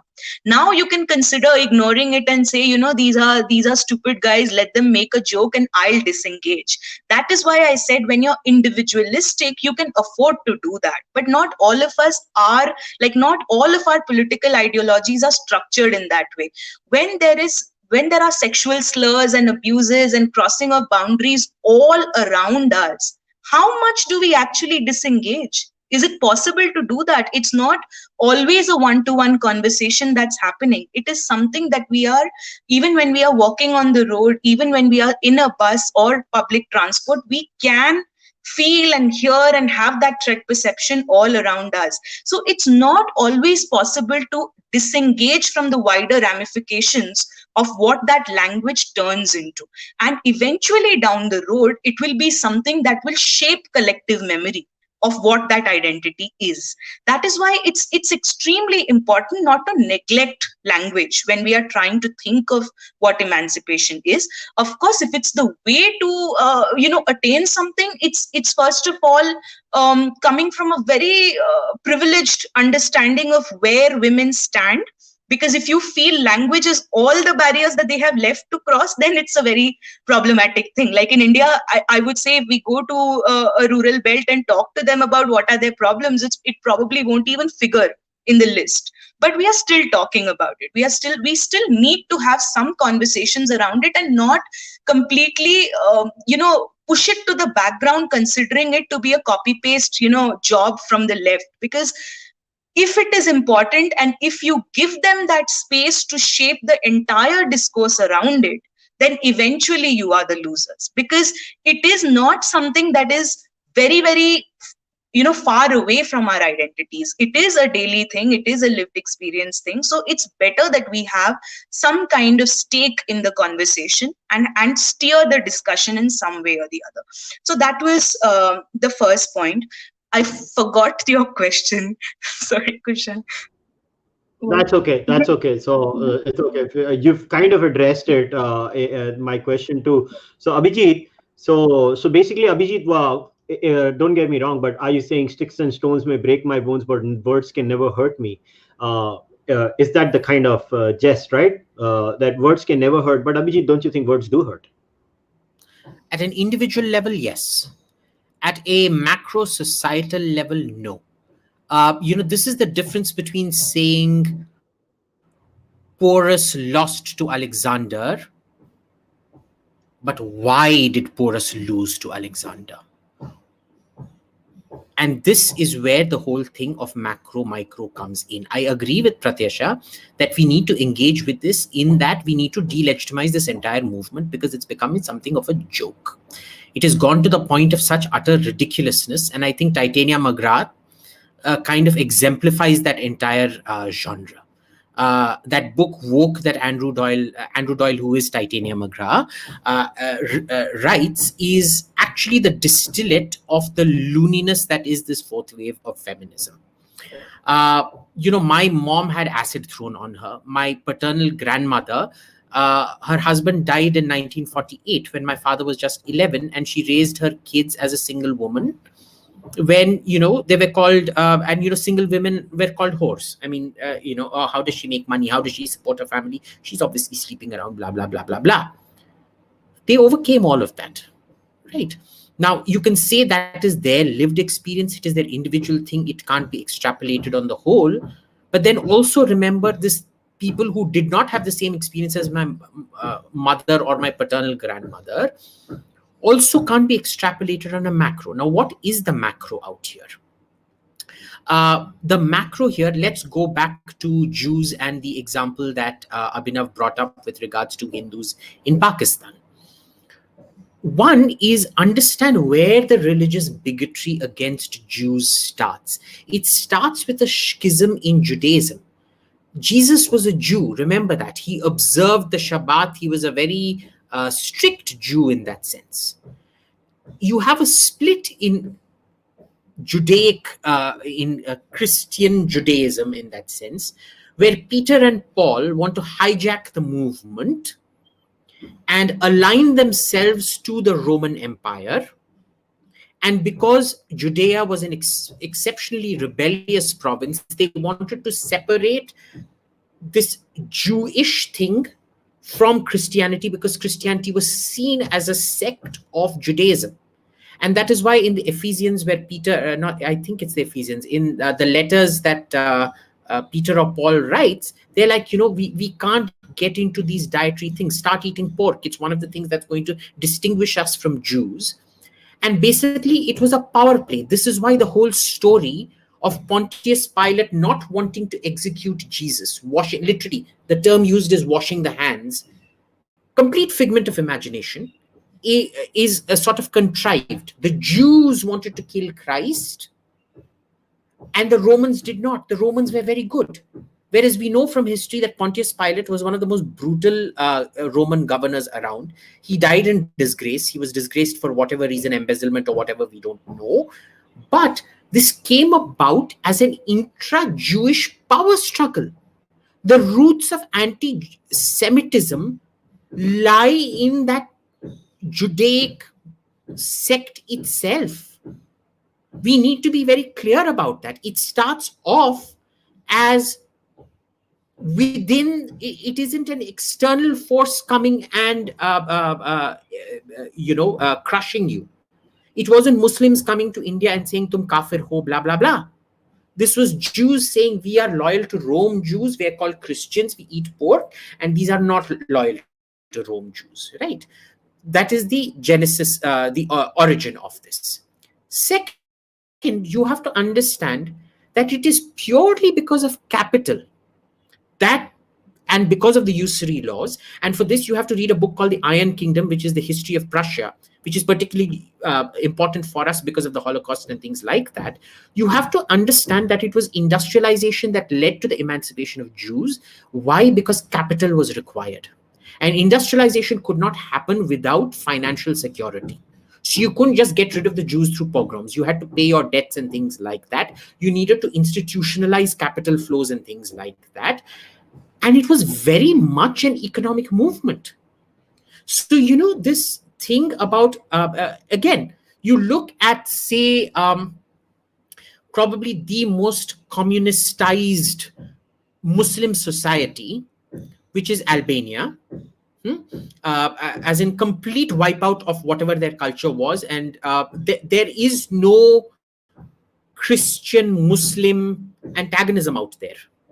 Mother Teresa was an Albanian Christian, don't forget that. But in modern Albania, there is no religious whatever. On the other hand, if you go a bit north to Yugoslavia, in Kosovo, Serbia, and all of that, I mean, we all know what happened in Kosovo, Serbia, and all of that, right? There is the issue in Pakistan again of a resource crunch. It is an agrarian feudal society where there is a massive resource shortage, and in an agrarian society where you can't keep, because agricultural wealth is always going to be limited to the size of your arable land. It is industrial societies that build extra wealth, right? So the pie can keep growing bigger and bigger and bigger, especially when you invent financial instruments and things like that. You can't in Pakistan. So I think it's very, very important. Again, we don't confuse. In Pakistan, the discrimination of Hindus does not happen because tum kafir ho, tum ye ho, wo ho. It happens because it is a feudal agrarian society. If you move up, so remember, there was a lot of the UAE, classic example. They are technically a Wahhabi monarchy in a sense, Salafi at least, not Wahhabi, Salafi. And they have now allowed the building of Hindu temples and things like that out there. The Sultan of Oman allowed it long back. Now, with the UAE, it's been an unusual path to industrialization. It hasn't followed any other path that we know about.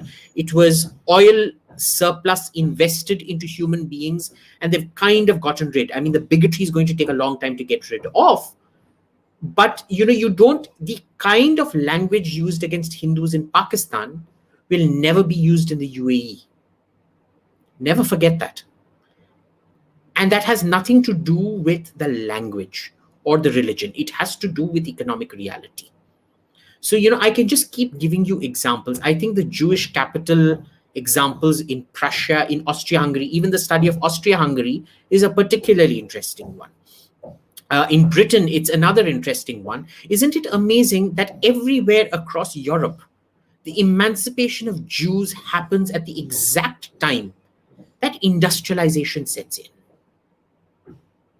Right. So there's, I think, again, I don't completely disagree that in some cases, language can lead to certain amounts of violence, but the cost-benefit analysis will show you it is far, far more productive and better for society to have absolute free speech rather than to institutionalize speech controls, whether legally or through societal control and lynch mobs, verbal lynch mobs. All right, now let's take questions because there are quite a few questions. So I'm going to start with Jemin. Jemin, I think, Abhinav, you can take this. So Jemin says, like, I agree there are derogatory usages of casteist slurs, like, which we have used already on this discussion. By the way, this video is definitely demonetized. I can say that with confidence. So, but what's your view on, I think, Jemin, your answer is already given. So Jemin was like, what's your view on calling Marwadis Kanjus or Gujus or Sindhis Kanjus and stuff like that?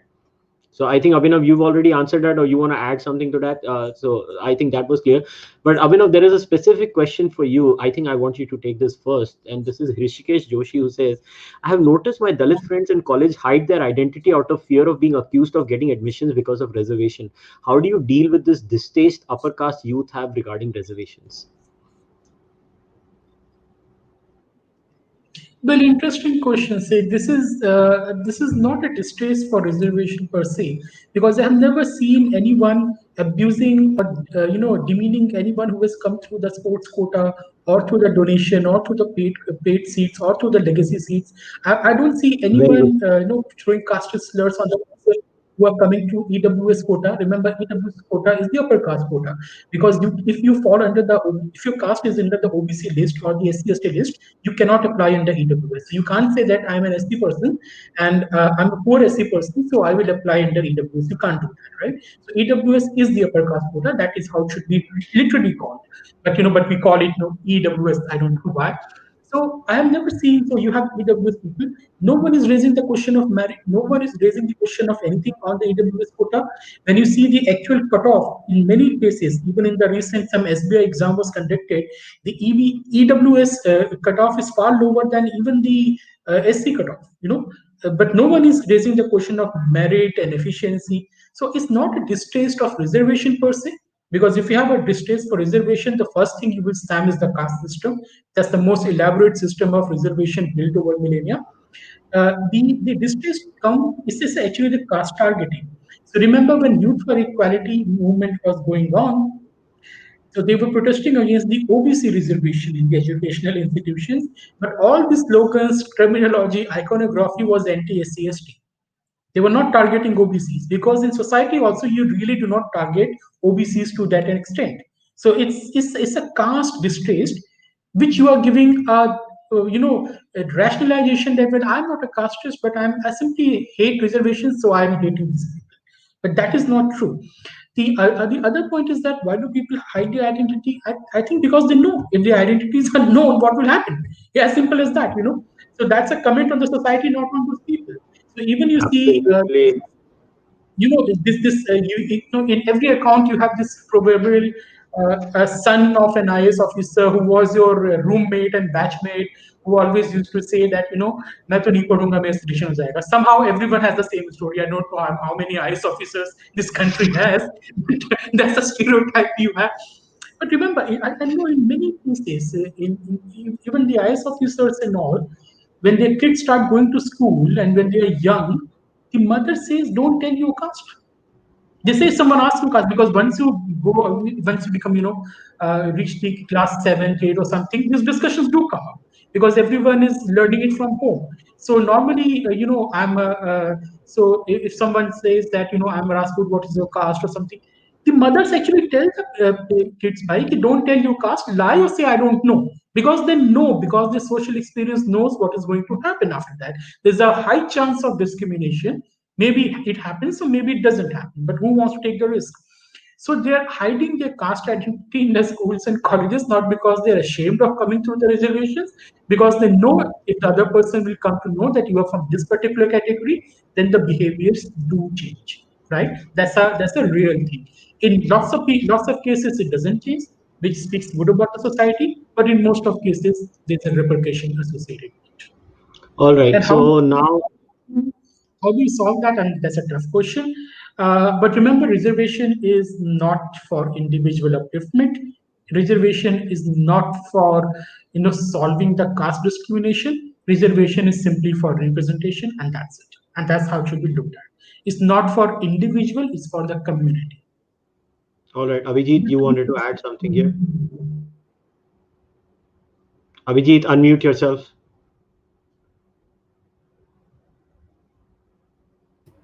Okay, so I just wanted to add here, why after 70 years of independence and after reservation was introduced, why are we still having this discussion on caste, where you do see a lot of blatant and open casteism from certain people, upper castes on Twitter? Again, we keep coming back to this. This is because of limited resources. Okay, it is all to do with a resource crunch of a pre-industrial, unindustrialized society called India that has delusions of being a world leader, but isn't really even a world fart, technically, if you look at it. Because what you have here is, you still have that same limited pizza that you're trying to distribute, and the upper caste share in it is growing smaller, smaller, smaller, so the bitterness is growing worse. You haven't been able to bake more pizzas or expand the size of the pizza or whatever. If everybody, if education wasn't so breakneck, kill or be killed kind of competition in India today, you think any of these discussions would even be happening? If every kid, if they wanted to, and this is a complex matrix, it also involves dignity of labor, no pressure ki mera beta engineer banega, wo toilet nahi saaf karega or whatever like that. If you had a society like, say, Australia or Austria, not Austria, Austria is very classist, but say Australia, which isn't, where a millionaire can sit and have a drink with a janitor in the same bar, do you think you would even have this conversation? You won't have it, right? So this is a fundamental product of a resource crunch. That meanness of spirit comes because of a resource crunch, which then brings me to all your nut job wokes around. Has anyone noticed that these dumb fuck dunces, they all come from humanities? Where basically you come from an undeveloped humanities subject, where you've passed your exams through bullshitting and quackery and whatnot. None of it is data-based. Okay? It is the humanities twats that are going around dictating the social mode, which also shows you the power of humanity. That instead of science, industry, or whatever, it is humanity sort of setting this whole thing in motion. And even that has only come about when services took over from actual manufacturing. Right? Where today in any Western economy, only 25% is real economy. That is your products. The services depends off the value addition of the actual manufacturing and things like that. Or creation, financial instruments and things like that. And there is a lot of room for humanities in there, the excess, the dead weights, the humanities dead weights. And, I say this advisedly because I'm a humanities dead weight. Let's not forget that. Right?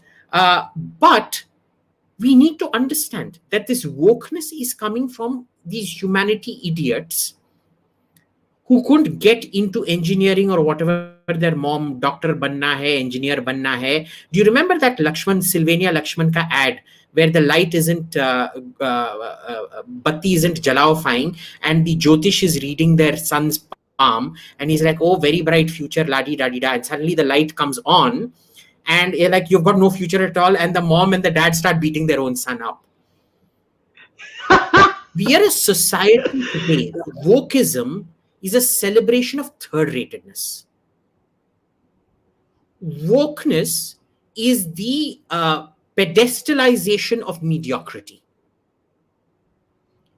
And that is why I can't respect them. They're not even good at what they do. They live creating outrage and gripe. This is the politics of gripe. Churchill used to say socialism is the politics of failure. Wokeness is the politics of gripe. And there's no other way out of it. And let us understand the answers are economic. The language will follow later. All right. You need to get over this. If any of these people sitting at, going on outraging, had a real heart where they were actually paid to do a lot of work.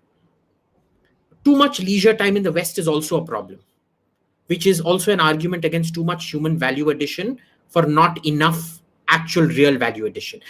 I think we've discussed this on your channel before, Kushal, where we discussed, that the major technological leaps happened in the pre-woke era. And in the post-woke era, the change of technology has actually come down.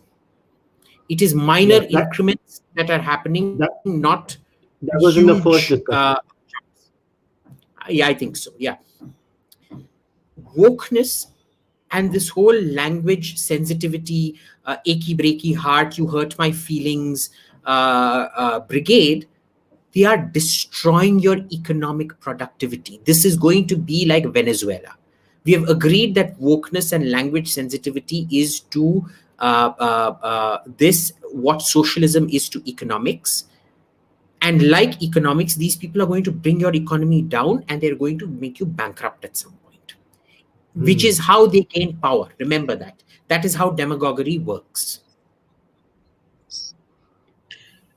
Well, Kushal, I just wanted to say what Abhijit is saying is true about this thing, and this is why this is what I always say in my articles and all, that capitalism is the solution to the caste system, right? So the more industrialization you have, the more capitalist industrialization you have, the society will be reshaped, and you will overcome these birth-based distinctions, like almost every other part which has gone through the same process has come out. Like Japan is a good example. Even Europe is a good example of that. People don't realize that Europe also had this kind of birth-based system, and caste system, not as strong as India, not as intertwined with the religion, but yes, it had some. So I agree with that point that it's ultimately the economic thing which is going to do, and you can see that in India. Now see, you see that why do this lots of supporter of the Jati Varna order, they have so much anguish against the British? Is the British period that this modern industrialization and the capitalism started coming in India. I mean, this is how it happens. It would have come even without the British rule, but it came under the British rule. That's a different point. So with the arrival of the modern capitalism, you see the breakdown of the traditional Jati order and the caste system, and this is why so much of anguish against it. So you see the all the centers of anti-caste movement which emerged in the country, the Madras presidency, Bombay, and the Western UP, they were all the reasons which came first into the contact with the modern capitalist economic growth. And also the Bengal. The Bengal, we saw a great movement of the Dalits and the lower caste against the caste. But somehow, it got submerged. I don't know what happened in Bengal. It got subdued and submerged in the wider, Bengali Renaissance. But yeah, it always spurs this kind of breakdown of the old social order. So Abhijit is on the spot there, but I say I disagree with Abhijit in saying that that the language doesn't matter. So in the end game, what Abhijit is saying is true. That it's only once you change the society through industrialization that this kind of bigotry will go away. But what to do now? Should we allow this kind of hate speech to continue when they have real consequences? That's a valid point, Abhinav. So, Pratyasha, there are a couple of questions for you. So, you know what I'm going to do? I'm going because there are questions for Abhijit, there are questions for Abhinav, and there are questions for Pratyasha. So, I'm going to club questions together so that we can, cover a lot more questions. So, Pratyasha, Apurva asks you, ma'am, from your experience, how much gender demeaning expletives are in subaltern spaces vis-a-vis urban spaces? Most discourse covers only urban areas. That's actually a very interesting thing. ऐसा तो है नहीं कि misogyny सिर्फ एक ही particular area में होती है और बाकी सब तो वो सागरिका घोष वाले everybody is holding hands and walking on the streets and hugging each other हो गया. So that is one question, Pratyasha. And the other question I want to ask you is, people. So this is one. I think Aditya asked this question. People get majority of their ideas about romance from movies, and we actually buy it. In a similar vein, can we introduce sensitivity through movies? So, can you deal with both the questions? First, the misogyny in the non-urban spaces, and also the sensitivity through movies.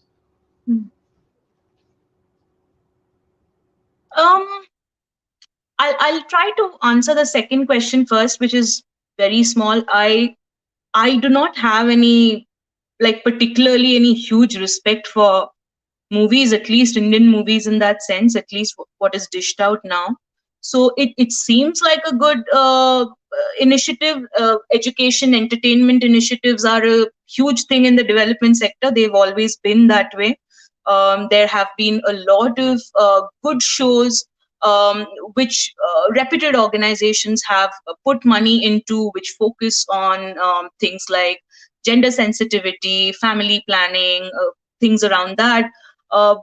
I mean, I won't take the name of the client, but I evaluated one such program in MP and Bihar, and we found like very little difference actually in terms of the messages that were used through this educational entertainment initiative and what people actually took in from that show. So I don't know, I'm not very optimistic about this method having a lot of impact in that sense. The second one, the first question actually is extremely interesting about how language plays out in subaltern and urban spaces.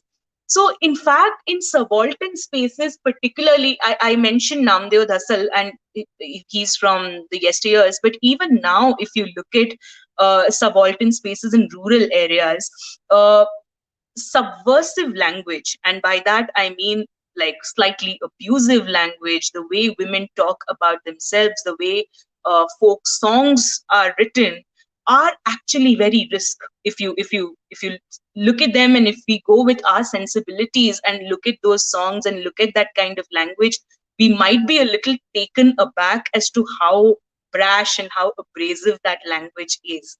So definitely there's a huge vacuum between how we are articulating language here and how it is done in subaltern spaces. And here definitely our own, like Abhinav was saying, our lived truth might be taking a little bit of significance over what women there face. But irrespective of that, I think one of the key things and one of the most contentious things about language is the idea of how much of this is welcome, like how much of speech and how much of crossing of that boundary is welcome and how much is unwelcome. And that subjectivity does not really change whether it's a rural area or an urban area. So there might be a little more of flexibility in terms of what language is used and normalized in rural spaces. But irrespective of that, setting that boundary, understanding it is very, very important. I think I mentioned it in the last podcast, Kushal. In one of the studies that I did in Bisam Katak, which is in Raigada district of Odisha, like extremely tribal, we were looking at a pilot project about how girls go to schools and whether, giving them cycles or a bus ticket or what would actually work. And one of the big reasons why we found one particular school is not doing well is because these young girls who are in class 9 and 10 have to actually cross a basti while going to school, where boys sit on the fence and continuously catcall them. And it was not like very abusive language, it wasn't anything like that, but just the fact that you have to cross that 500 meters with somebody constantly gazing, and you passing through that gaze is very, very difficult for them to digest. So they might not have been able to explain that, and it's not particularly coming through language, but that entire setting seemed so problematic to these girls that they chose dropping out of school rather than making that little bit of transit every day. So to sum it up, definitely I feel that in rural spaces, the flexibility around language, the normalization of some things which we would consider absolutely beyond acceptance is slightly more, and that's all right. I mean, of course, like I said, uh, no one, like none of us women can actually sit and decide that these are our boundaries and this is what you need to stay clear of. The basic things which we can agree upon is actually stopping any sort of language which directly incites violence, which is directly abusive, and that's already been taken care of by law. Other than that, I think women have to figure out how much they want to handle individually and how much they want to create like a group identity around. And I think that sort of negotiation will carry on for some time. Okay, Abhijit, now I'm going to come to you. There are three questions, Abhi, for you. So the first one was by Apurva. He asked, what is the Manak? I'm sorry. What is the effect of ILP on the economy of NE? I think Northeast hoga uska matlab. Then one was, how does Abhijit explain the treatment of idolaters by ISIS and Afghanistan? And the third one is, what do you think of movies like Sadak, Murder 2, where they stereotype against LGBTQ? And Then he mentions Abhinav, sorry for digressing. What is rationale given by leftists behind UP Bihar labeled as cow belt? Is there any substance to that? I mean, I know there are a lot of questions, but I've typed it in the private chat too, Abhijit, so that you have a thing. I'm just gonna fix my backup internet, guys. I'll be literally gone for 60 seconds, but Abhijit, you start the answers. Okay, so I really haven't studied the effects of inline permits on the economy. And I don't like talking about things that I have no knowledge of. But I will research it. The good thing is I know my own limitations and I depend on people far smarter than me. So I think in this case, Abhinav would be the best person to ask about that. Now, how do I explain the treatment of idolaters by ISIS in Afghanistan? Afghanistan is, even prior to a agrarian society, all right, there's a lot of fear of famine because it's extremely rugged terrain, it's extremely unforgiving terrain. It's not fertile. It's like there are fertile patches, of course, but it isn't really it really is a barren mountainous desert. Now, that is a classic definition of a resource crunch. Okay, why is it? When you talk about the Muslim invasions of India, you're talking about Arabs who come in 730, and after that you're only talking about Turkic folks from the Turkic lands. I think if you go to the Turkic lands, Kazakhstan, Kyrgyzstan, Turkmenistan, Uzbekistan, and all of that, you understand how dry and barren they are. Okay, how inhospitable they are. It becomes grassland, which is great for horses up in northern Kazakhstan. It is a brutal lifestyle if you were a nomad living out there. Okay, there was no room for it. And on top of a resource crunch, when you add on a ideology that makes the othering of somebody easier, you will do it. Okay, so that is how ISIS treats idolaters, because it is a barbarous, medieval, feudal system, be it in Syria, be it in northern Iraq, central Iraq really, or Afghanistan. Why does ISIS develop in these places? Why is there no ISIS in Albania, for example? Right. So again, we're again talking about a coalition of gripe, dispossessed people in a economically ruined, economically probably futureless land. And ISIS, mind you, is no different from what the Turkic rulers of India were from 1100. When did Ghori, Ghazni, whoever it was, invade India? I don't know. 1100 up to 1700s. Okay, this notion of Ganga Jamuni Tehzeeb, I don't believe in that. It was complete rubbish. They softened up, each dynasty softened up, which is why they were never able to face up to a new wave of invaders coming in from that same Uzbek Turkmenistan area, mostly Turkomans in India's case. But they were also like ISIS. They were as fanatical as ISIS. If you want to understand what the Delhi Sultanate was, it was exactly ISIS. It was no different from ISIS. Okay, never forget that. And if you think that ISIS fanatics cannot build great monuments, go to Bukhara or Samarkand and you will see the monuments that Tamerlane built. He was a brutal, nasty character, but he built great monuments. So, this notion that it isn't driven by a resource crunch. Go back to resources. Go back to the origin of these people.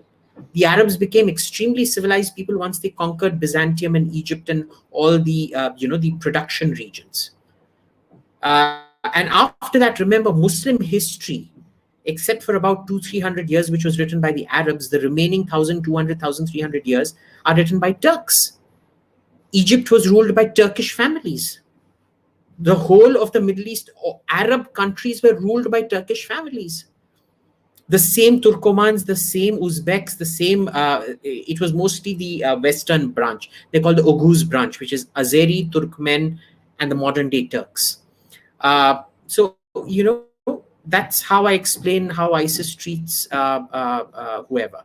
Movies like Sadak. See, my issue here is I haven't, I don't watch Bollywood movies. They're just horrible. I mean, I can't sit through it. I'd much rather have a saline enema done than watch a Bollywood movie. So, excuse me. So, I really can't talk about it. But, if even if they're making fun of LGBT people, what's it to me? Does it demean my self-worth in any way? No. If other people are giggling at it or get a bad attitude towards LGBT people because of it, do I really care? No. Because you know what? I don't give a shit. I live life on my own terms. I can walk away from it. So I really don't care what other people are saying about how I live. Now, there are people who thrive for validation, for other people's validation. I don't. So for them, it might be triggering and they might want a ban on the movie or whatever. If I watch Sadak 2 or Murder 2, it'll be if it has a hot hero. Does it have a hot hero? I don't know. Tell me about it and I'll watch it. Does his shirt come off regularly? I'll watch it. If it doesn't come off, I'm not going to watch it. Sorry, too much. No, Oscar, don't So, watch. okay, Abhinav. So the second part of the question was for you, and first you answer this question because I have three questions lined up for you too. Then I have one. I have to go back to Pratyasha. So फटाफट कर ले अभिनव. ये जो cow belt वाला है, ये क्या है? Is there any substance to that? Yeah, of course. This is a reflection again. I mean, this is a reflection of racism of the people who use this thing. So mostly you find the people in the South India and somehow Bengalis use it a lot. I hardly see Gujaratis or Rajasthani and even Marathis who are far more prosperous, who are far more industrialized. They don't use it for UP and Bihar. I think this has come up. I don't know because you see. The UP is pretty industrialized in that sense. It's one of the largest economies in India, and especially the western half of the UP is a fairly urban place. And UP has always been quite urbanized. Bihar was quite urbanized in the past. After the Islamic conquest, Bihar declines and has never recovered since then. To an extent, it recovered under the Mughal rule, but against after the British rule again declined and became this agrarian wonderland that it is today. So I think this cow milking is again that language of demonization, and the people who are using it are mostly you find that they are quite supremacist about their own reason, language, and culture. So I think it should also be called out, and I do call it out because I don't All right. believe in this kind of stereotyping or racist stereotyping of any part of the country. All right. So, okay. So here's the thing. I'm going to ask a couple of questions to you. So I'll start with Atharva. Abhinav, he asks, don't you think casteism is getting cyclic given reservations in exams feels like another form of casteism? So why don't you give free education instead? Also, why is third generation or fourth generation getting reservations? So ye pehle answer kar do. I have a couple of more questions for you and I'll ask them after Yes, this.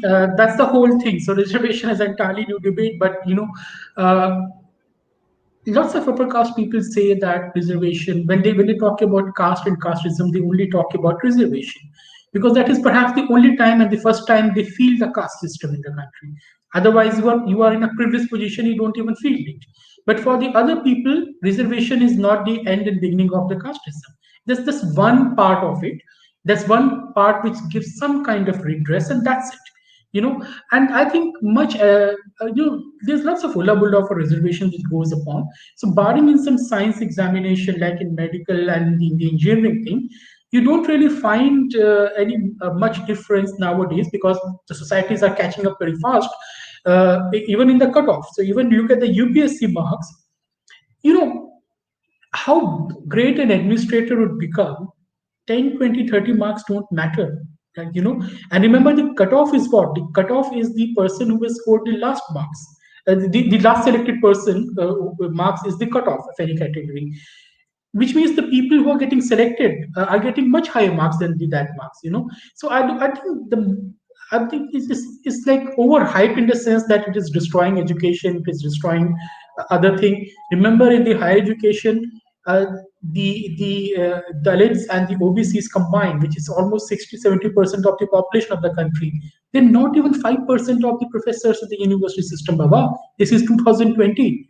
So if the education system is such a bad condition, it is in the bad condition for 70 years. So why are you blaming these people who are not even present in the system? Why are you not blaming the people who are present? So this is how casteism works. So what happens if you see in the school and colleges, or even in the offices, if there's a person, let's say, who is a Dalit, he does something stupid, he does something wrong, or he does just some corruption or whatever, it immediately becomes ye log to aise hi hote hain. These people are unworthy, these people are this and that. But when an upper caste person does the same thing, it will never become the caste issue. They will never say ye log to aise hi hote hain, ya in logon ko kuch nahi aata hai. That will become his individual thing. This is again that casual casteism of everyday thing you see. And preservation, is becoming cyclical. I think the state is simply recognizing what exists on the ground. And I always say that preservation is not really the hindrance in getting selected. What is the hindrance is that, but Abhijit has pointed it out, why in this country you don't have educational institutes? Why in this country you don't have 1,000, 10,000 colleges, top plus colleges than what it exists? Why do you have only a handful of IITs? Why can't you have 1,000 IITs? Remember, especially in the North India, you have uh, every district, has a population of 30, 40 lakh. They can easily sustain a high quality, high caliber engineering institute. Why don't you have it? Because again, the social consciousness of artificially restricting the knowledge and doing rent seeking on it. I remember when UPA government tried to increase the number of IITs, the parents of the children were quite angry about it. हाँ हाँ अब गली गली में IT खोल दो तो exclusive कहाँ रह जाएगा फिर वो. So this concern with exclusivity, this concern with the rent seeking by artificially restricting knowledge is a big problem. Second point is that you see, Kushal, ज्ञान पे किसका अधिकार है? ये आप ट्विटर पे भी डिबेट देखते हो, हर जगह डिबेट देखते हो आजकल ना. अधिकारत्व. That mentality is also restricts the public investment in India at the subconscious level, because not joking, policymakers have actually they actually say it, क्या जरूरत है, क्या जरूरत है इतना स्कूल कॉलेज खोलने की, प्राइवेट को करने दो, सरकारी क्यों खोले. Remember Mandal Commission, everyone loves to abuse Mandal Commission, but if you read the Mandal Commission report, apart from a very loose criteria of selecting the OBC caste, it makes lots of other very good recommendations, but none of them were picked up. Only reservation was picked up. So reservation can only was supposed to work in tandem with other things, like public investment in education, like so many other things. Nothing has been done because our political class doesn't even care about it. Yeah, so Abhinav, I'm going to ask you a couple of follow-up questions, and Abhijit also wants to comment on them. Let me ask you those follow. So Anand asked, why am I responsible for the bad behavior of some person who just happened to share my caste identity? Should I not be judged only by my actions? I think I can speak for you, Abhinav, on this one, that obviously everybody should be judged. Of course, I mean, there's no debate about it. Yeah. So no, but there was another question, and अभिनव ये एक और प्रश्न था इधर कि people still subscribe to the caste system due to the social security it offers. How is a meaningful dialogue on elimination of caste possible without considering the possible benefits of it? अभिनव कृपया करके बताइए cast जाति वर्ण के क्या benefits हैं, please बताइए. Perhaps it has some benefit for the people who are high up in the hierarchy. No matter how much people deny, there is a hierarchy. I remember caste system is a system of graded hierarchy, right? So everyone feels that they are benefiting from it because there are so many people below them, right? So many people worse off. So in the caste system, no matter wherever you are located, there's someone above you and someone below you.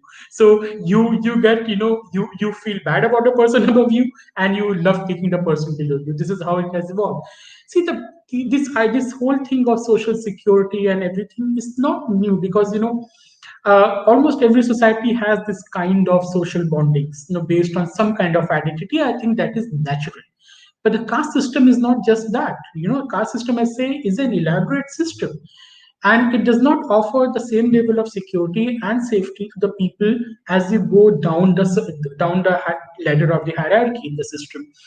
Elimination of caste is not a practical solution, because Ambedkar, when he wrote Annihilation of Caste, and I think every one of you should read that text, it was a utopian concept. And remember, utopia always drives the society and policy. When you say equality or egalitarianism, that is also utopia. But that, that drives you, drive the society, drive the people towards that goal, which can, of course, never be achieved. So, but the problem is that the people who say that the caste system cannot be eliminated then have a problem with the other people leveraging their caste identity. Like when Kanshiram started his politics, he said that I'm not here to destroy the caste. I'm going to use the caste to gain political power for my people, right?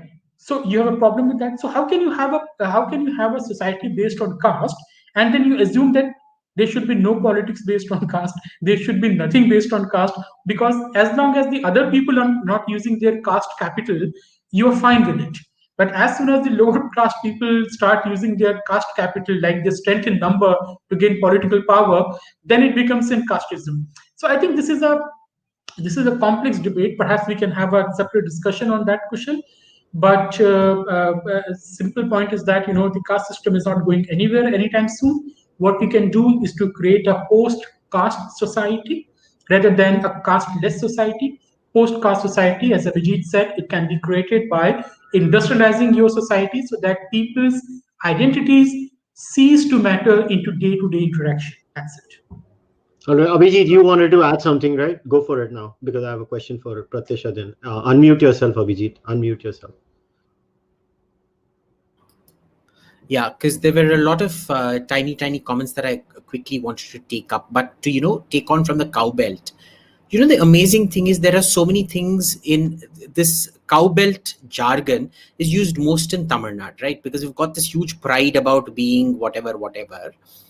I never find a Tamil answering why the capital, the beating heart of Tamil culture, Madurai, is named after Mathura. It is an inflection of Mathura. Okay. Another thing is Tenkasi, Southern Kashi. Why do you name your cities then after northern cities? Change the name also, na? But cow belt. What these clowns don't realize is that Bihar, today we consider Bihar the most uncivilized state of India. For 4,000 or 5,000 years, it was the beating heart of Indian culture. Your Maurya Empire comes from there. Buddha went around propagating there. The Guptas come from there. Kalidasa, Kumara Sambhava, all of that literature, Sanskrit literature, high literature, high culture. Cārvāka, all of it comes from Bihar. Bihar was your richest, most industrialized, most sophisticated, refined state.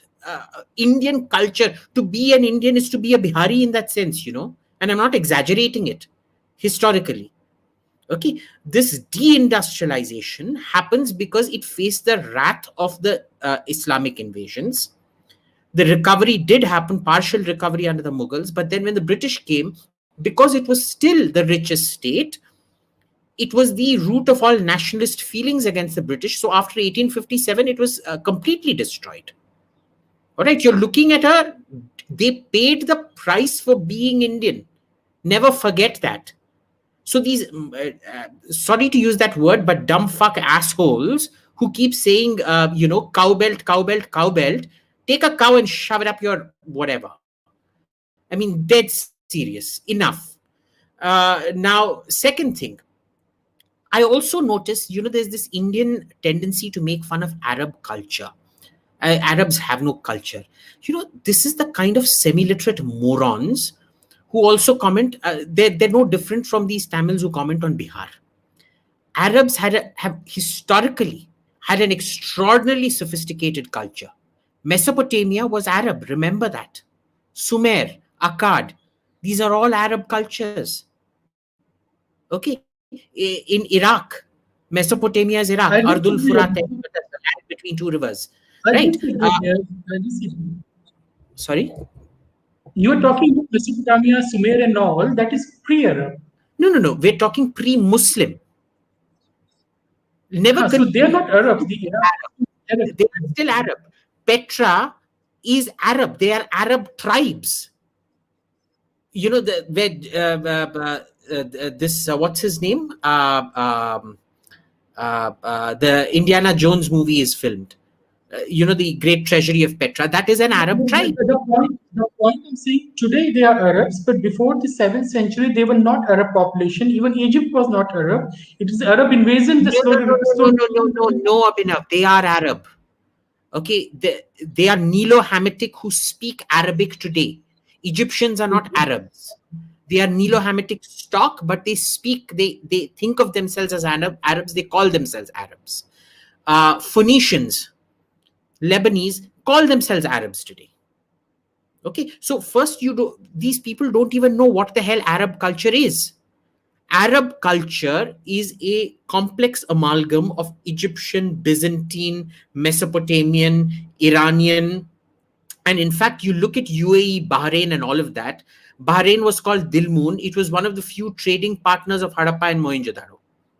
Okay, so the kind of dumb fuck assholes you get making fun of Arab culture. I seriously, yaar, get a life. At least get an education if you don't have a life. Ridiculous. And even in Saudi Arabia today, you need to understand that there were two different cultures. There was the culture of the Hejaz and of the Najd. The Najd is the desert region, who were completely, they were desert nomads, very brutal desert nomads.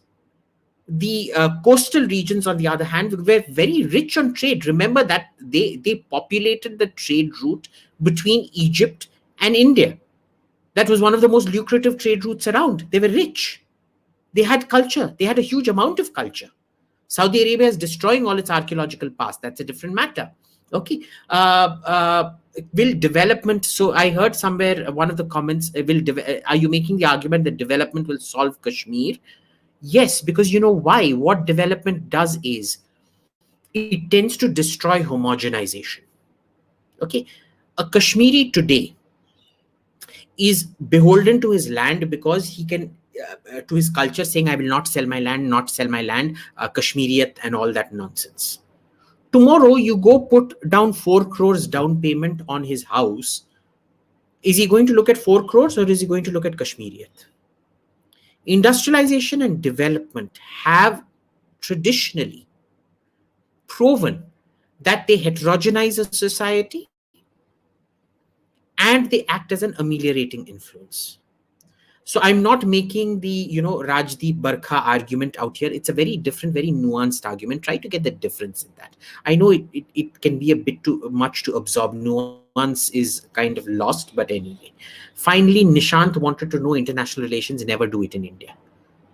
Never do it in India, and Indian education will get you nowhere in life. Get the hell out of this country and do it somewhere else. Anywhere, any English-speaking country, even a non-English speaking country, chalega, just don't do it in India, and especially not at JNU. JNU will destroy your life. They will, they can't deal with reality, so they keep pushing theory into your head. In the end, you will think international relations is a regurgitation of theory. It is not. Okay, theory is just a framework for understanding real life. You don't try to extrapolate real life into theory. Theory is just a tool. That's all. Okay, so get the hell out of this country. Yeah, so here for that, because that's something I say all the time. Now, Pratyasha, I have a question for you from Siddharth. Siddharth says, what's your view on woke comedians who preach everyone else on everything using gender slurs and sexist slurs all the time in their comedy? दुनिया को पढ़ाते हैं, खुद अपने आप को क्यों नहीं पढ़ाते woke comedians? Okay. Before I answer this, just like a little bit of a digression, I'm really happy to hear Abhinav speak on the entire sort of caste discussion that has been brewing on Twitter since quite some time. So I had asked him personally, Abhinav, why don't you speak more? And I'm really happy to be part of this discussion where at least some of these questions are being answered. So that's really nice, and I hope, Kushal, sometime later you take out a little bit of time to have more of a free-flowing discussion with Abhinav and others around this. Now coming to woke comedians, firstly, what happens in India in the name of stand-up comedy is just like a very banal, I don't know, banal display of absolute mediocrity and lack of talent. I mean, there's barely anything funny about what qualifies as stand-up comedy here. There is hardly any wit. There is no spunk. There's nothing. So clearly, the easiest way for them to sound funny is by using these slurs, which they believe will crack people up. And the sad part is, it actually does. Like, people sit and laugh while these guys are pretty much just spouting nonsense out of their mouths. So I mean, it reflects quite a bit on the kind of content we consume and the kind of content which sells. But apart from that, I think the problems associated with the language and how do we process that.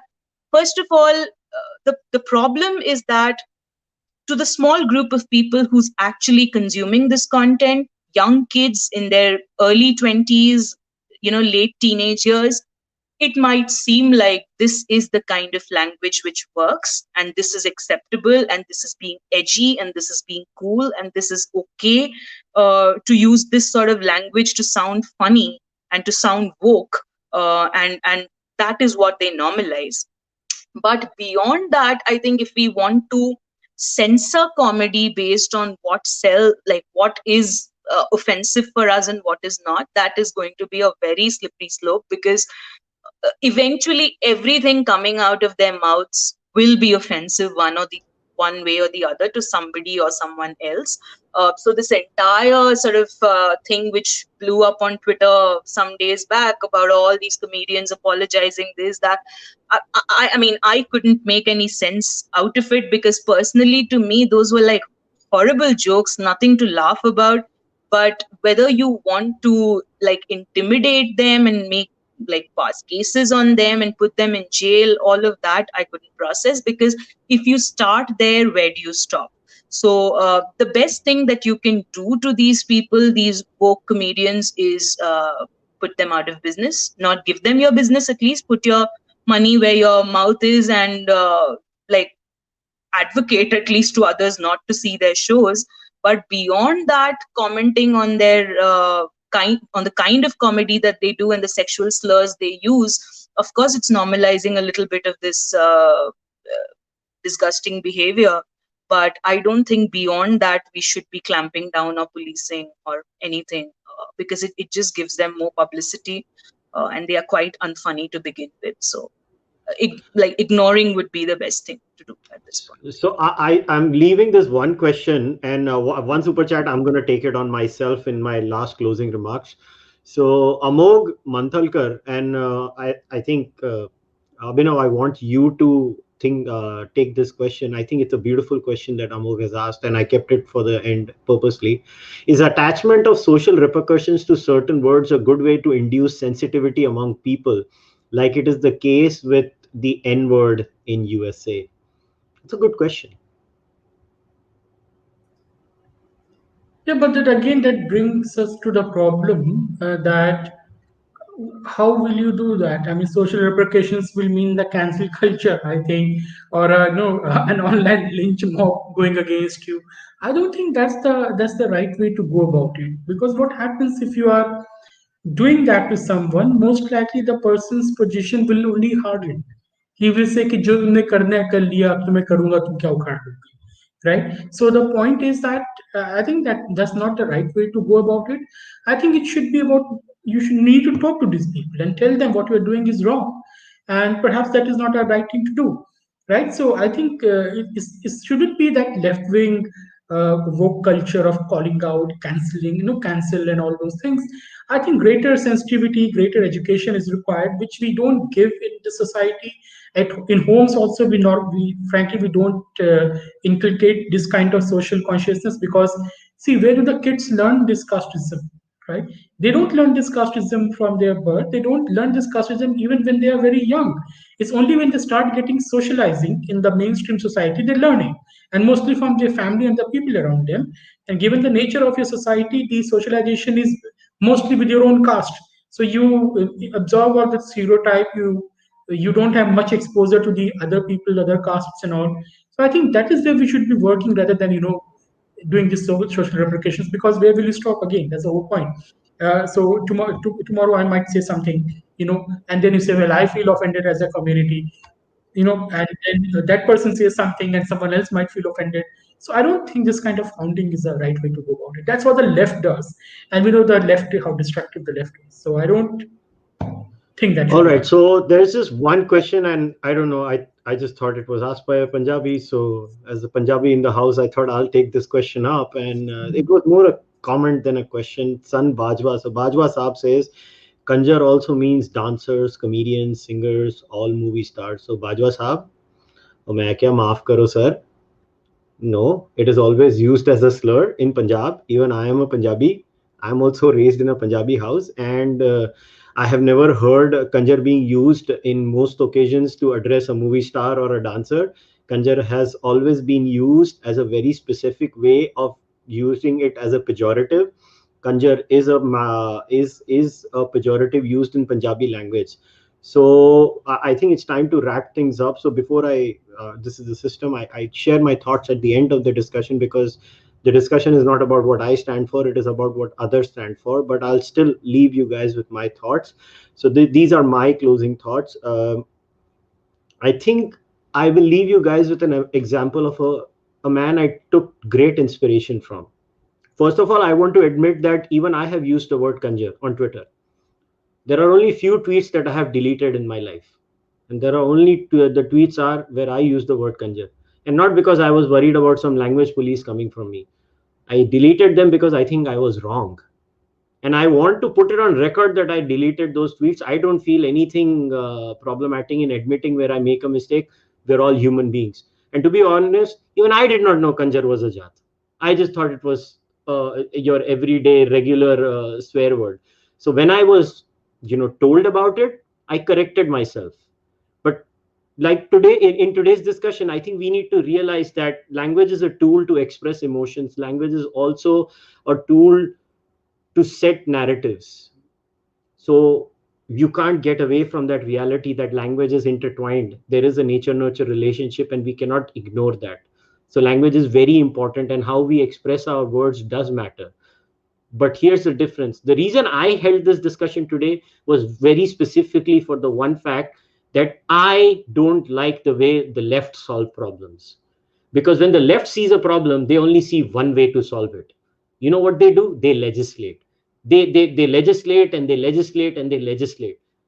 Okay, we have legislations for all casteist slurs in our society, or some casteist slurs in our society. What has that done? It's really not done much. Where real change happens, I agree with Abhijit, real change happens when societies become prosperous. It basically happens when people get over their medieval tribal identities. So yes, maybe Abhinav is right when Ambedkar said annihilation of caste is a utopia, but the point is we need to annihilate it. We need to realize that it is a relic of the past with no value today, and the only way we are going to annihilate is through capitalism. Nothing else is going to really replace. Does that mean we are going to be having a non-hierarchical society? Hell no, we are going to have a hierarchical society, and I think the best research done on that is by Nicholas Christakis. You can read his book Blueprint, where he actually analyzes shipwrecks, and that is for some other day. I'll explain that on a monologue. But I recommend all of you guys to read that book. You'll understand what ideal hierarchies are in a society. But this is my recommendation. If you want these issues to be dealt with in society, become like this man called Daryl Davis. So I'll give you the story of Daryl Davis. Daryl Davis is an African American musician. He's a jazz musician, by the way, a wonderful musician. You should listen to his music. So he was once having a beer, and there was this white guy on the other side, and lo and behold, the white guy says, "You're the first black guy I'm talking to in my entire life." And Daryl Davis is like, "Hang on, what?" He's like, "No, I'm from the KKK." And then Daryl Davis and that guy from KKK developed this relationship where they would constantly meet each other. Daryl Davis would go to his house, or he would invite him over. And it reached to a point where one day this KKK member came to Daryl Davis's house and said, "Daryl, this is my KKK uniform. From today onwards, I do not belong to the KKK. I give up that rubbish ideology. And it is only because Daryl reached out to him, Daryl had a beer with him, or Daryl had some whiskey with him, and that's how they changed. And that's the only way society changes. No kind of legislation can change society. Nothing can change society at all. This is the only way. The reason I host these kinds of discussions is not that I want the BJP government or the Congress government or the Mamata Banerjee government to have some kind of legislation. No. What we need to realize is that if we don't talk about these problems, those dangerous people in the left, they will talk about these problems and they will legislate everything. So Abhijit तो वैसे ही सैर करके आ चुका है एक बार तो हमें बार बार वो सैरें नहीं करानी है. So if we don't want to go to jail, if we don't want to have these things in our life, the people of the non-left. Yes, Abhijit. देखिए, महात्मा गांधी जेल गए, मोहनदास करमचंद निकले महात्मा गांधी. मैं जेल जाके महासंत निकला. आप सब पे मेरी blessings. Yes. So on that very auspicious note, I will close today's discussion. But I request all of you, think about it. The next time you use some language that is not ideal, I would request you to think about it. Maybe we should not use misogyny in our language. Maybe we should not use transphobic slurs in our language. Maybe we should not use, homophobic slurs in our language. Maybe we should not use casteist slurs in our language. Because would we? Pratyasha was so right when she said, जब आपको गौमूत्र बोला जाता है तो आपको अच्छा लगता है क्या? आपको नहीं अच्छा लगता ना, आपको चुभता है. वैसे ही why don't you realize जब दूसरे के साथ अगर कुछ शब्दों का प्रयोग किया जाता है उन्हें भी चुभता है. Does that mean we become the language police? No. Does that mean we legislate these things? No. But that doesn't mean we don't tell people what is the ideal way. Look, so philosophers always talk about the moral arc, right? The moral arc keeps on expanding. So a few thousand years ago, we did not know a lot of concepts, but we keep on expanding the moral arc. And yes, morality keeps on expanding. So we need to change with the times. I'll leave you guys with these thoughts. If you like what I do over here, please share this video, subscribe to the podcast. You can become a member of the podcast or join the Patreon membership. Until then, I want to thank all my guests for the wonderful discussion, and we'll keep on having these discussions again and again and again till we are alive, I guess. Until then, namaste, take care, goodbye, see ya.